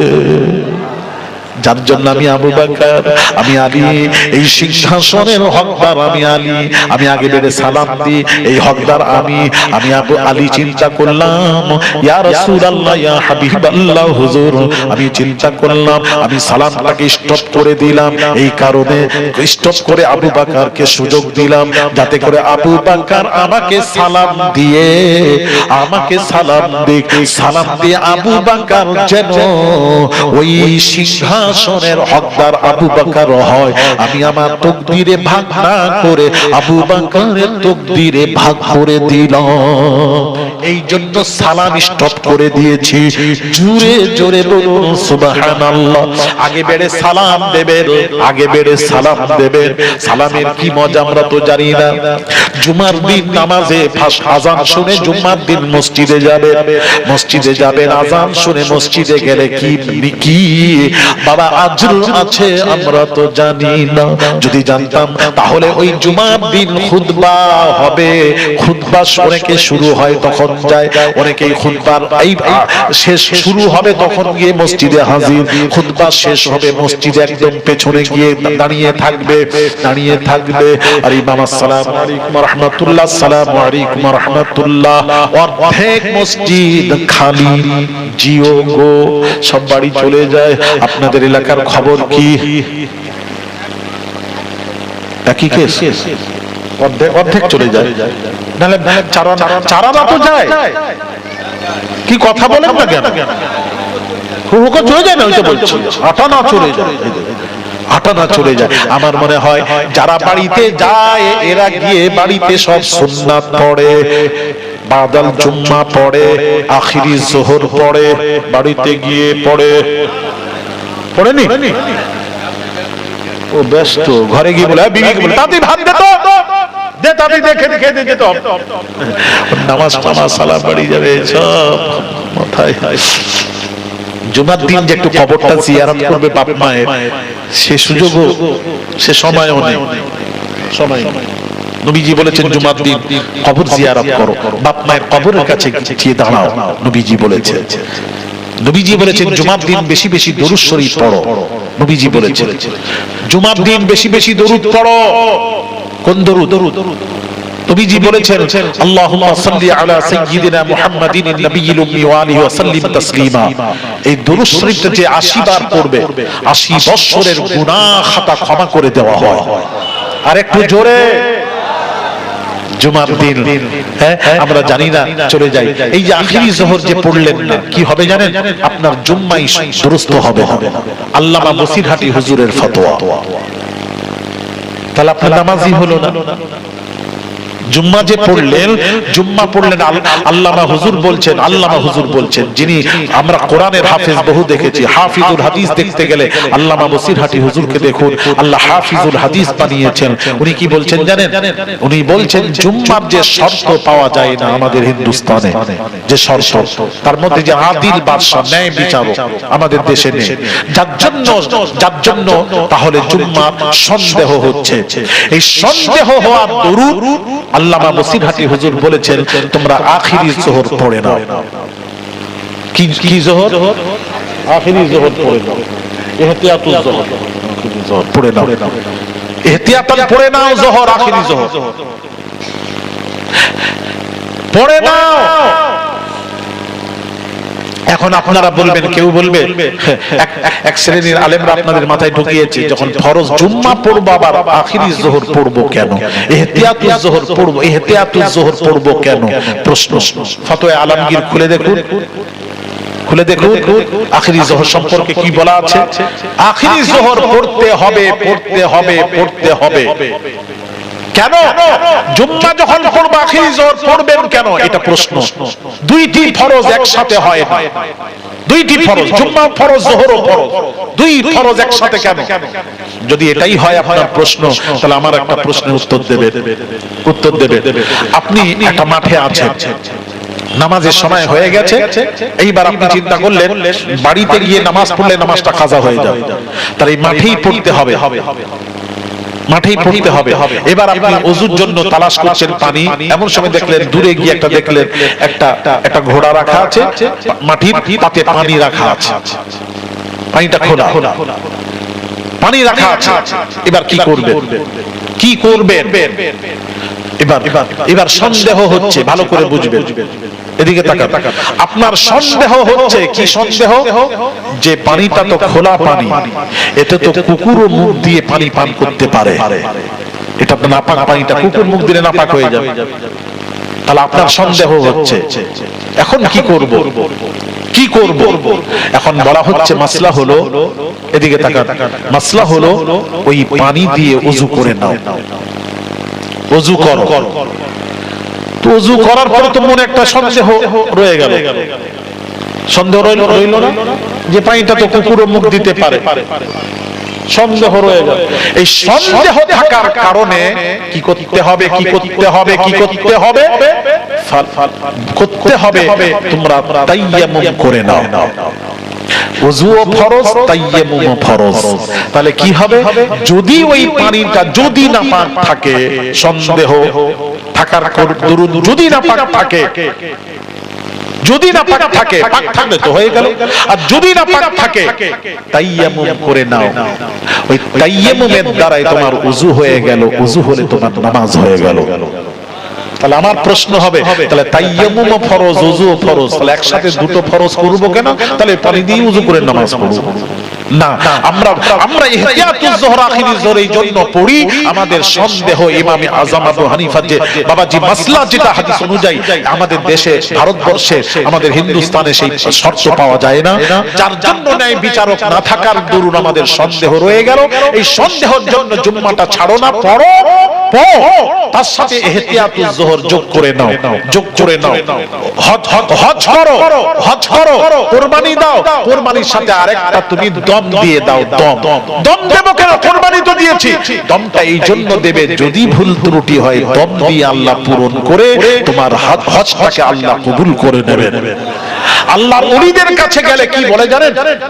এই ফরজ শুধু পড়বে না, সুন্নতও পড়বে, নফলও বেশি বেশি পড়বে, আওয়াবিন, চাষ, ইশরাকগুলি পড়বে। তার কারণ কিয়ামতের দিন ফরজ নামাজি যদি কবি রয়ে যায়, কবি থাকতে পারে, কবি কথা বলে, ফরজ নামাজে কোনো কমি থেকে যায়, কমজোরি, দুর্বল রয়ে যায়, যেগুলো সোজা হয়ে দাঁড়ালেন না, আস্তে করে একটু উঠে আবার রুকুতে চলে গেলেন, সাজদায় চলে গেলেন, পুরোপুরি বসলেন না, নামাজ হলো না। পুরোপুরি সাজদা থেকে উঠে না দাঁড়ালে আপনার হবে না, রুকু থেকে সোজা হয়ে না দাঁড়ালে, সাজদা থেকে পুরোপুরি না বসলে, এক তাসবিহ পরিমাণ বসতেই হবে, ওয়াজিব, না হলে আপনার নামাজ হবে না, নামাজ হবে না। এই নামাজের মধ্যে যদি কোনো কমজোরি, দুর্বল রয়ে যায়, এই নফল, আওয়াবিন, চাষ, ইশরাক বেশি করে পড়বেন। তার কারণ কি হয় জানেন? কি হয় জানেন? ওই আওয়াবিন, চাষের দ্বারাই, নফল দিয়ে আল্লাহ তাআলা কিয়ামতের দিন আপনার ফরজগুলি পূরণ করে দেবেন। এই জন্য আখিরি যোহর পড়ার কথা এই জন্য বলেছেন, আখিরি যোহর পড়ে নাও, তাহলে জুম্মা পরিপূর্ণ হয়ে যাবে। আর আপনারা বাড়িতে যারা যায়, তারা তো বাড়িতে গিয়ে আখিরি যোহর পড়েনি, তাহলে বোঝা গেল তার নামাজ শুয়ে পড়েছে।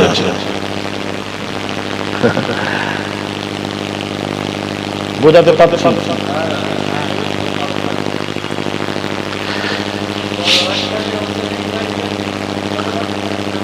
কি বলছে, কি বলছেন?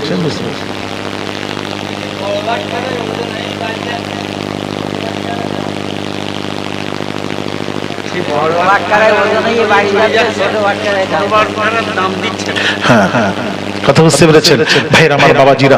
আরেকটা কথা বলি, এই জুমার দিন দেরি করে কেন যাবেন? আপনি জানেন কোরআন কি বলছে? ইয়া আইয়ুহাল্লাযীনা আমানু, হে বিশ্বাসীরা, ইযা নুদিয়া লিস-সালাতি মিন ইয়াউমিল জুমআহ, জুমার দিন যখন তোমাকে ডাক দেওয়া হয়, আযান তো নামাজের ডাক, জুমার দিন যখন ডাক দেওয়া হয়, মিয়াউমিল জুমআতি ফাসআউ ইলা যিকরিল্লাহি ওয়া যারুল বাই, বেচা কেনা সব কাজ, দুনিয়ার কাজ ফেলে রেখে চলে যাও মসজিদে, আগে বেড়ে চলে যাও, মসজিদে যাও।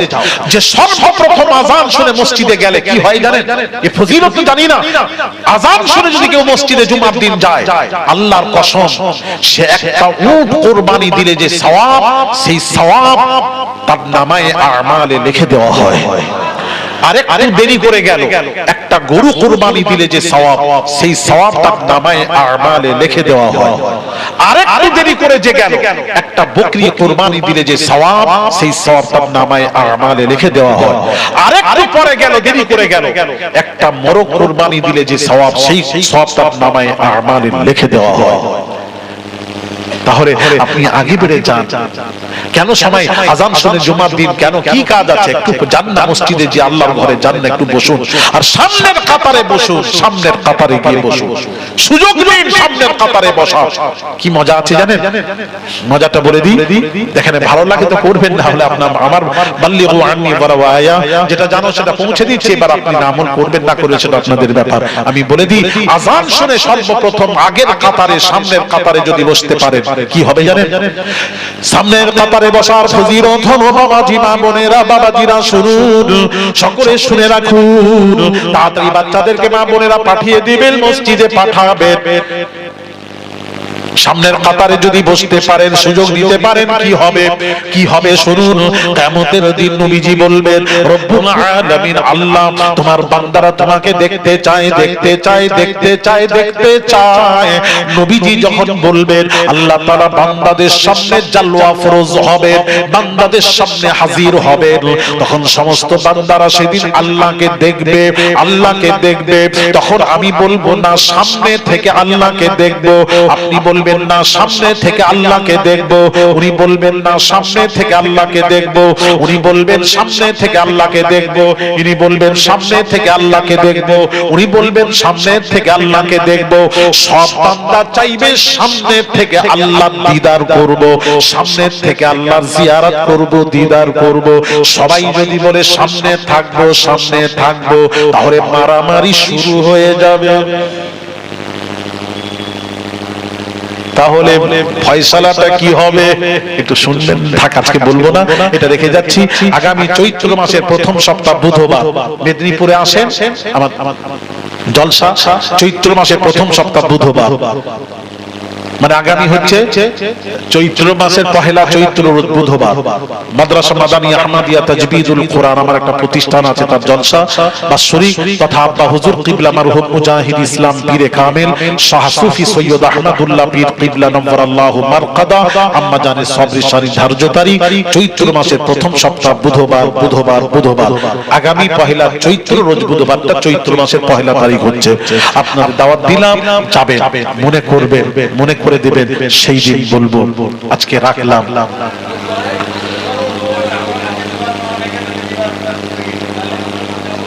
যারা যাবে তাদেরকে শুনে এসে আপনাকে বলবেন। কি বলছেন? আজকেই বলবো, সবাই শুনতে চান? ও আচ্ছা, ইয়ে তো কথা। আমি তো বললাম তো, যারা যাবে তারা এসে শুনিয়ে দেবে। আপনি জিজ্ঞেস করবেন মেদিনীপুরে গেছিলেন, কি বললেন? ও এখন শুনতে চান? আচ্ছা আচ্ছা আচ্ছা, ঠিক আছে। তাহলে বলছেন যখন সবার কথা ফেলা যায়, এক্ষুনি শুনে। হ্যাঁ, কি শুনবেন বলছেন? ভুলে গেল। সবাই সামনে থেকে দেখবেন তো আল্লাহকে।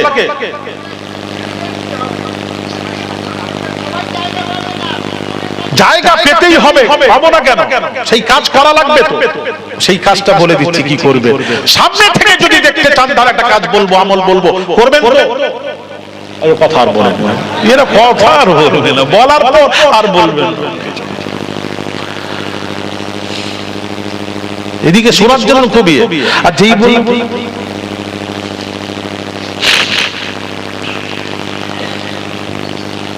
দেখেন, খবর নেন, খবর নেন। পীরজাদা ভাইরা আমার, বাবাজিরা, কিভাবে সময় হয়ে গেল আমি নিজে বুঝতে পারলাম। ভাইরা আমার, বাবাজিরা, এদিকে তাকান, শুনুন হাদিস শরীফটা শুনুন। আল্লাহর নবী বলছেন, কিয়ামতের দিন সবাই যখন সামনে থেকে আল্লাহর দিদার করতে চাইবে বান্দারা, তখন কি বলা হবে শুনেন? তখন বলা হবে, জুমার দিন যারা সামনের কাতারে বসা পছন্দ করত, তাদেরকে সামনে রাখা হবে, তারা সামনে থেকে আল্লাহর দিদার করবে। যারা জুমার দিন দ্বিতীয় কাতারে বসা পছন্দ করত, দ্বিতীয় কাতারে দ্বিতীয় কাতারে বসা পছন্দ করত।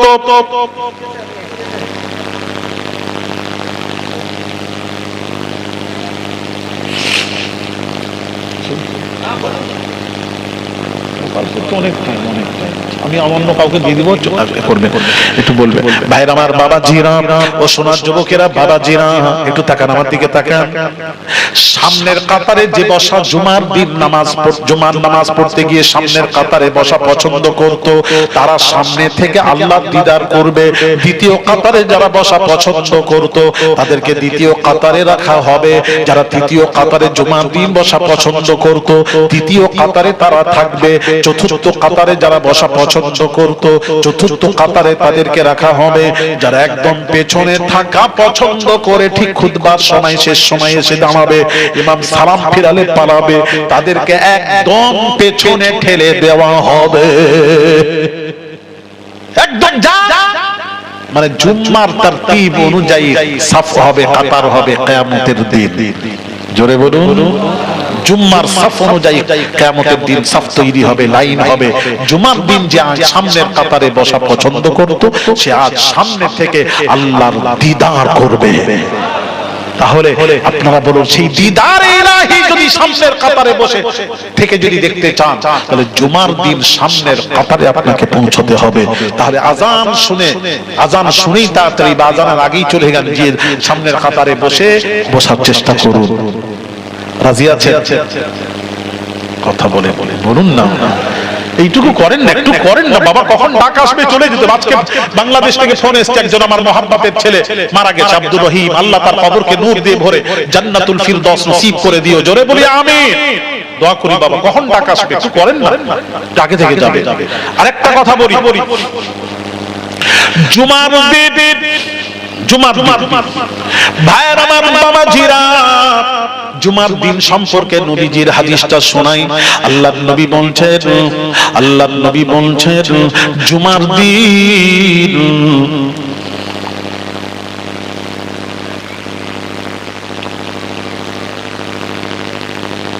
নবীজি বলছেন, হাদিসটা শুনুন, ওয়াফিহি সাআতুল লা ইয়াসআলুল্লাহ ফিহি আল-আবদু শাইআন ইল্লা আ'তাহু ইয়্যা মা লাম ইয়াসআল হারামান। জোরে বলুন সুবহানাল্লাহ। নবীজি বলছেন জুমার দিন এমন একটি সময় আছে, যে সময়টি জুমার দিন বান্দা আল্লাহর কাছে দোয়া চাইলে 100% বান্দার দোয়া আল্লাহর দরবারে মঞ্জুর হয়ে যায়। আর একটু জোরে, 100% দোয়া মঞ্জুর হবে জুমার দিন। এমন একটি সময় আছে, আপনারা সেই সময়তে দোয়া করবেন। তুই চুপ কর না, দেখি এরা কিছু বলবে না তো আমি বলবো, চুপ কর না। ঠিক আছে, বলে দিলাম জুমার দিন এমন এক সময় আছে, যে সময়টি বান্দা আল্লাহর কাছে দোয়া চাইলে 100% দোয়া মঞ্জুর হয়। সহিহ হাদিস বলে দিলাম, এটা মাথায় রাখবেন।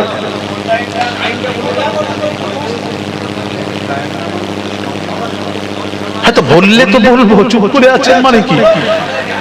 না বলবেন না।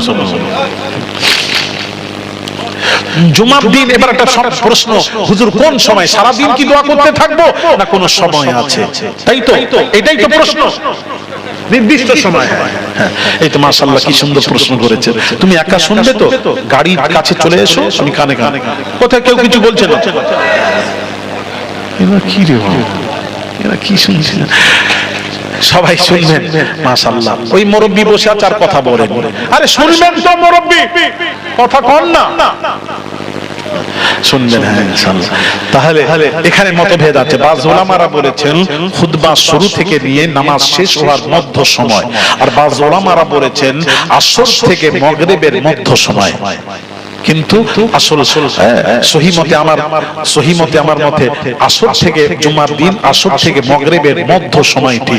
আপনারা এদিক ওদিক চা দোকানে, আমরা অধিকাংশ আসরের পর ওই মাগরিবের যে সময়টি, ওই সময়টি আমরা চা দোকানে আমাদের বেশি আড্ডা হয়। আপনাদের দেশের খবর কি জানি না, বলতে পারবো না। ফাটাই দেয় চা দোকানে, মানে টেলিভিশন। আবার যে চা দোকানে টেলিভিশন নেই, সে চা দোকানে বিক্রি কম। কথা ঠিক তো? এদিকে চা খেতে খেতে এই চা দাও, চায়ের অর্ডার আসবে টেলিভিশন চললে, আরো তো গান টান হলে আর একটু ভালো সিরিয়াল দিলে তো বাপ রে ঠিক টাইমে গিয়ে বসবে। আর আল্লাহু আকবার আল্লাহু আকবার আযান হচ্ছে ও কানে আর পড়ে না। কি ঠিক বলেছি? শোনা, হাতে ধরে বলছি, আবার বলছি ছেলেদেরকে, জুমার দিন আসর থেকে মাগরিবে যে সময়টি, ওই সময়টি মসজিদে থাকবেন অথবা ঘরে। শুধু মসজিদে নয়, বাড়িতে থাকেন। কেননা উম্মতে মুহাম্মাদীর জন্য আল্লাহ তাআলা অন্য নবীর উম্মতের জন্য কানুন ছিল, মসজিদ ব্যতীত নামাজ হতো না, হতো না, হতো না। মসজিদে গিয়েই নামাজ পড়তে হবে। উম্মতে মুহাম্মাদীর জন্য আল্লাহ বুঝে শুনে তাম পৃথিবীর জমিনটাকে আল্লাহ মসজিদ বানিয়ে দিয়েছেন। একটু জোরে বলা যাবে না? মসজিদ বানিয়ে দিয়েছেন, যেখানে সময় হবে দোকানে আপনি আছেন, নামাজে দাঁড়িয়ে যান, নামাজ পড়ুন, আরেকজন সঙ্গী সাথীকে নিয়ে জামাত করে নিন, জামাতের সওয়াব পেয়ে যাবে। তাহলে ঘরে বসে মসজিদে থেকে ওই সময়টি আল্লাহর কাছে দোয়া চান, দোয়া চান, 100% আপনার দোয়া আল্লাহর দরবারে মঞ্জুর হয়ে যায় ওই সময়টি। তবে কোন দোয়া করবেন? কোন দোয়া করবেন? ওই একজন দোয়া করছে বাবাজি, একজন দোয়া করছে, তখন ওই ঘোড়ায় চেপে বিয়েতে, ঘোড়ায় চেপে বিয়ে করতে যেত, তখন পাশের ঘোড়া, বাড়িওয়ালার ঘোড়া ছিল, ঘোড়া পাশের বাড়িওয়ালার ঘোড়া চেয়েছে, চেয়েছে দাও, ঘোড়াটা দাও, সে দেয়, তার বুক আছে, বুকিং আছে, যা হোক দেয়। এ এসে আসরের পর মাগরিবের মাঝখানে দোয়া কবুল হয়, আল্লাহ কিছুই চাইনি মাবুদ, আল্লাহ গো কিছুই চাইনি, আল্লাহ আমি শুধুমাত্র চাই, ঘোড়া চাই গেলাম দিল না, আল্লাহ ঘোড়াটা ধ্বংস হয়ে যাক, ঘোড়াটা মারা যাক, আল্লাহ মরণের, ঘোড়া মরণের কামনা করলো, মৃত্যুর কামনা, ঘোড়ার মরণের কামনা করলো, মরে যায় তাড়াতাড়ি যেন মরে যায়। আমি এই আশা নিয়ে তোমার দরবারে হাত তুলেছি, আল্লাহ আমার দোয়া কবুল করে নাও, দোয়া কবুল করে নাও। ঘোড়া ধ্বংসের কামনা করে লা ইলাহা ইল্লাল্লাহ মুহাম্মাদুর রাসূলুল্লাহ গিয়ে বাড়িতে গেছে, বাড়িতে গিয়ে কান্নার রোল পড়ে গেছে। কাঁদছো কেন? বিবি বলে কাঁদছো কেন? বিবি কাঁদো কেন? বিবি বলছে, ও আমার শখের, ও আমার স্বামী গো, তোমার শখের যে গাবিটা ছিল, দুধ দেওয়া গাবিটা, এই মাত্র কিছুক্ষণ আগে মারা গেছে। তখন স্বামী বলছে, আল্লাহ আমি তো ঘোড়া ধ্বংসের কামনা করলাম, তুমি আমার গাবিটা নিয়ে গেলে কেন? তুমি কি ঘোড়ার মালিক চেনো না, জানো না? আল্লাহ বলে, আমি সব চিনি, জানি, আমি আবার জানি না, সব চিনি, তবে আমারটা নিলে কেন? আল্লাহ বলছে, পরের ক্ষতি কামনা করেছিস, তাই তোর গাবিটা নিয়ে গেলাম। এই জন্য একটা কথা আছে বাবাজি, আল্লাহ নবীকে আবু জাহাল কুয়া খুঁড়েছিল ফেলার জন্য, আমরা ফারসিতে পড়েছি, কুনান্দার রাহ চাহদার পেশ, কুয়া খুঁদনে ওয়ালে কা কুয়া সামনে হ্যায়। কোন মুসলমান যদি আরেক ভাই মুসলমানের চেষ্টা কামনা করে, ক্ষতি করার চেষ্টা করে, সে নিজেই ক্ষতিগ্রস্ত হবে। ওই কুয়াতে আবু জাহাল পড়েছিল, নবীকে ফেলার জন্য কুয়া করেছিল, ওই কুয়াতে কে পড়েছিল? একটু জোরে, আবু জাহাল। তাহলে মানুষের ক্ষতি করার চেষ্টা করবেন, নিজেই ক্ষতিগ্রস্ত হবেন। ওই দোয়া চাইবেন না, হারাম দোয়া চাইবেন না, নাজায়েজ দোয়া যেন না হয়, হালাল দোয়া যেন হয়, তাহলে 100% দোয়া মঞ্জুর হয়ে যায়। আর একটু জোরে, তাহলে জুমার দিন দোয়া করবেন, 100% দোয়া মঞ্জুর হবে। আর হ্যাঁ,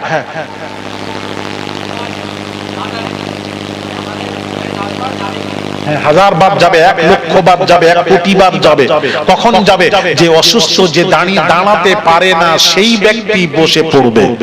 যে দাঁড়াতে পারে না সেই ব্যক্তি চেয়ারে বসবে। বা যে কেউ সাজদা দিতে পারে না, তখন কি করবে? চলাফেরা করতে পারে, সাজদা কোমরে প্রবলেম আছে, সাজদা দিতে পারছে না, সেই ব্যক্তির জন্য মাসলা হচ্ছে, সে আস্তে করে যাবে, গিয়ে দাঁড়িয়ে নিয়ত করবে। সে দাঁড়িয়ে নিয়ত করবে, কেন? কিয়াম ফরজ, নামাজের মধ্যে কিয়াম ফরজ।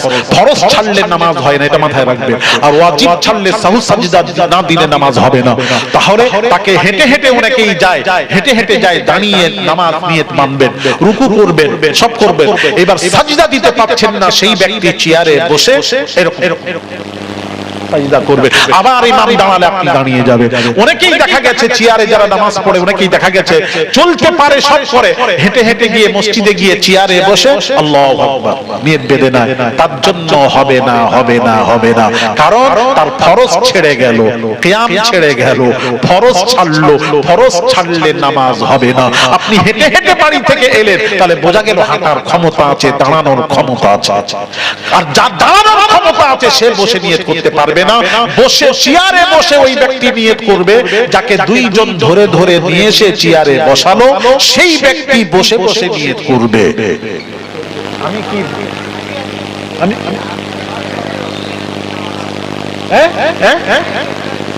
হ্যাঁ সাইকেল চালাচ্ছে আর চেয়ারে শুনলাম, মজা তো, রুকু সাজদা করতে হবে।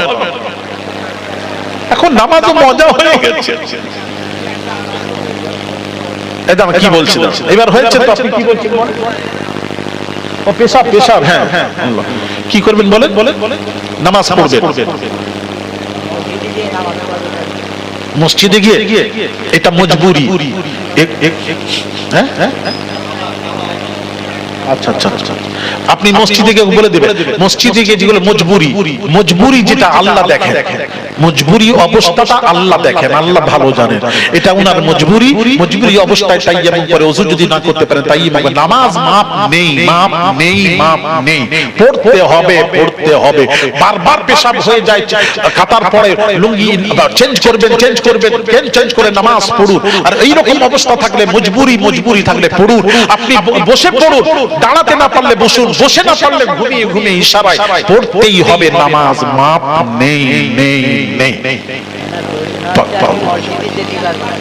আর আমি তো বললাম তো, হ্যাঁ রে বাবা সব পারবে, মসজিদে কেন যাবেন?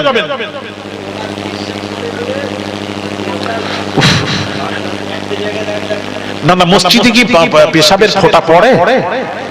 পড়লে তাহলে যাবেন, ঘরে বসেন। এই জন্য উম্মতে মুহাম্মাদীর জন্য যেটা বলছিলাম, তাম পৃথিবীর জমিনটাকে আল্লাহ মসজিদ বানিয়ে দিয়েছেন। আপনি ঘরে ঘরে ঘরে ঘরে, আপনি মজবুরি ঘরে ঘরে মসজিদে যাবেন। আচ্ছা আচ্ছা, বাড়িতে গিয়ে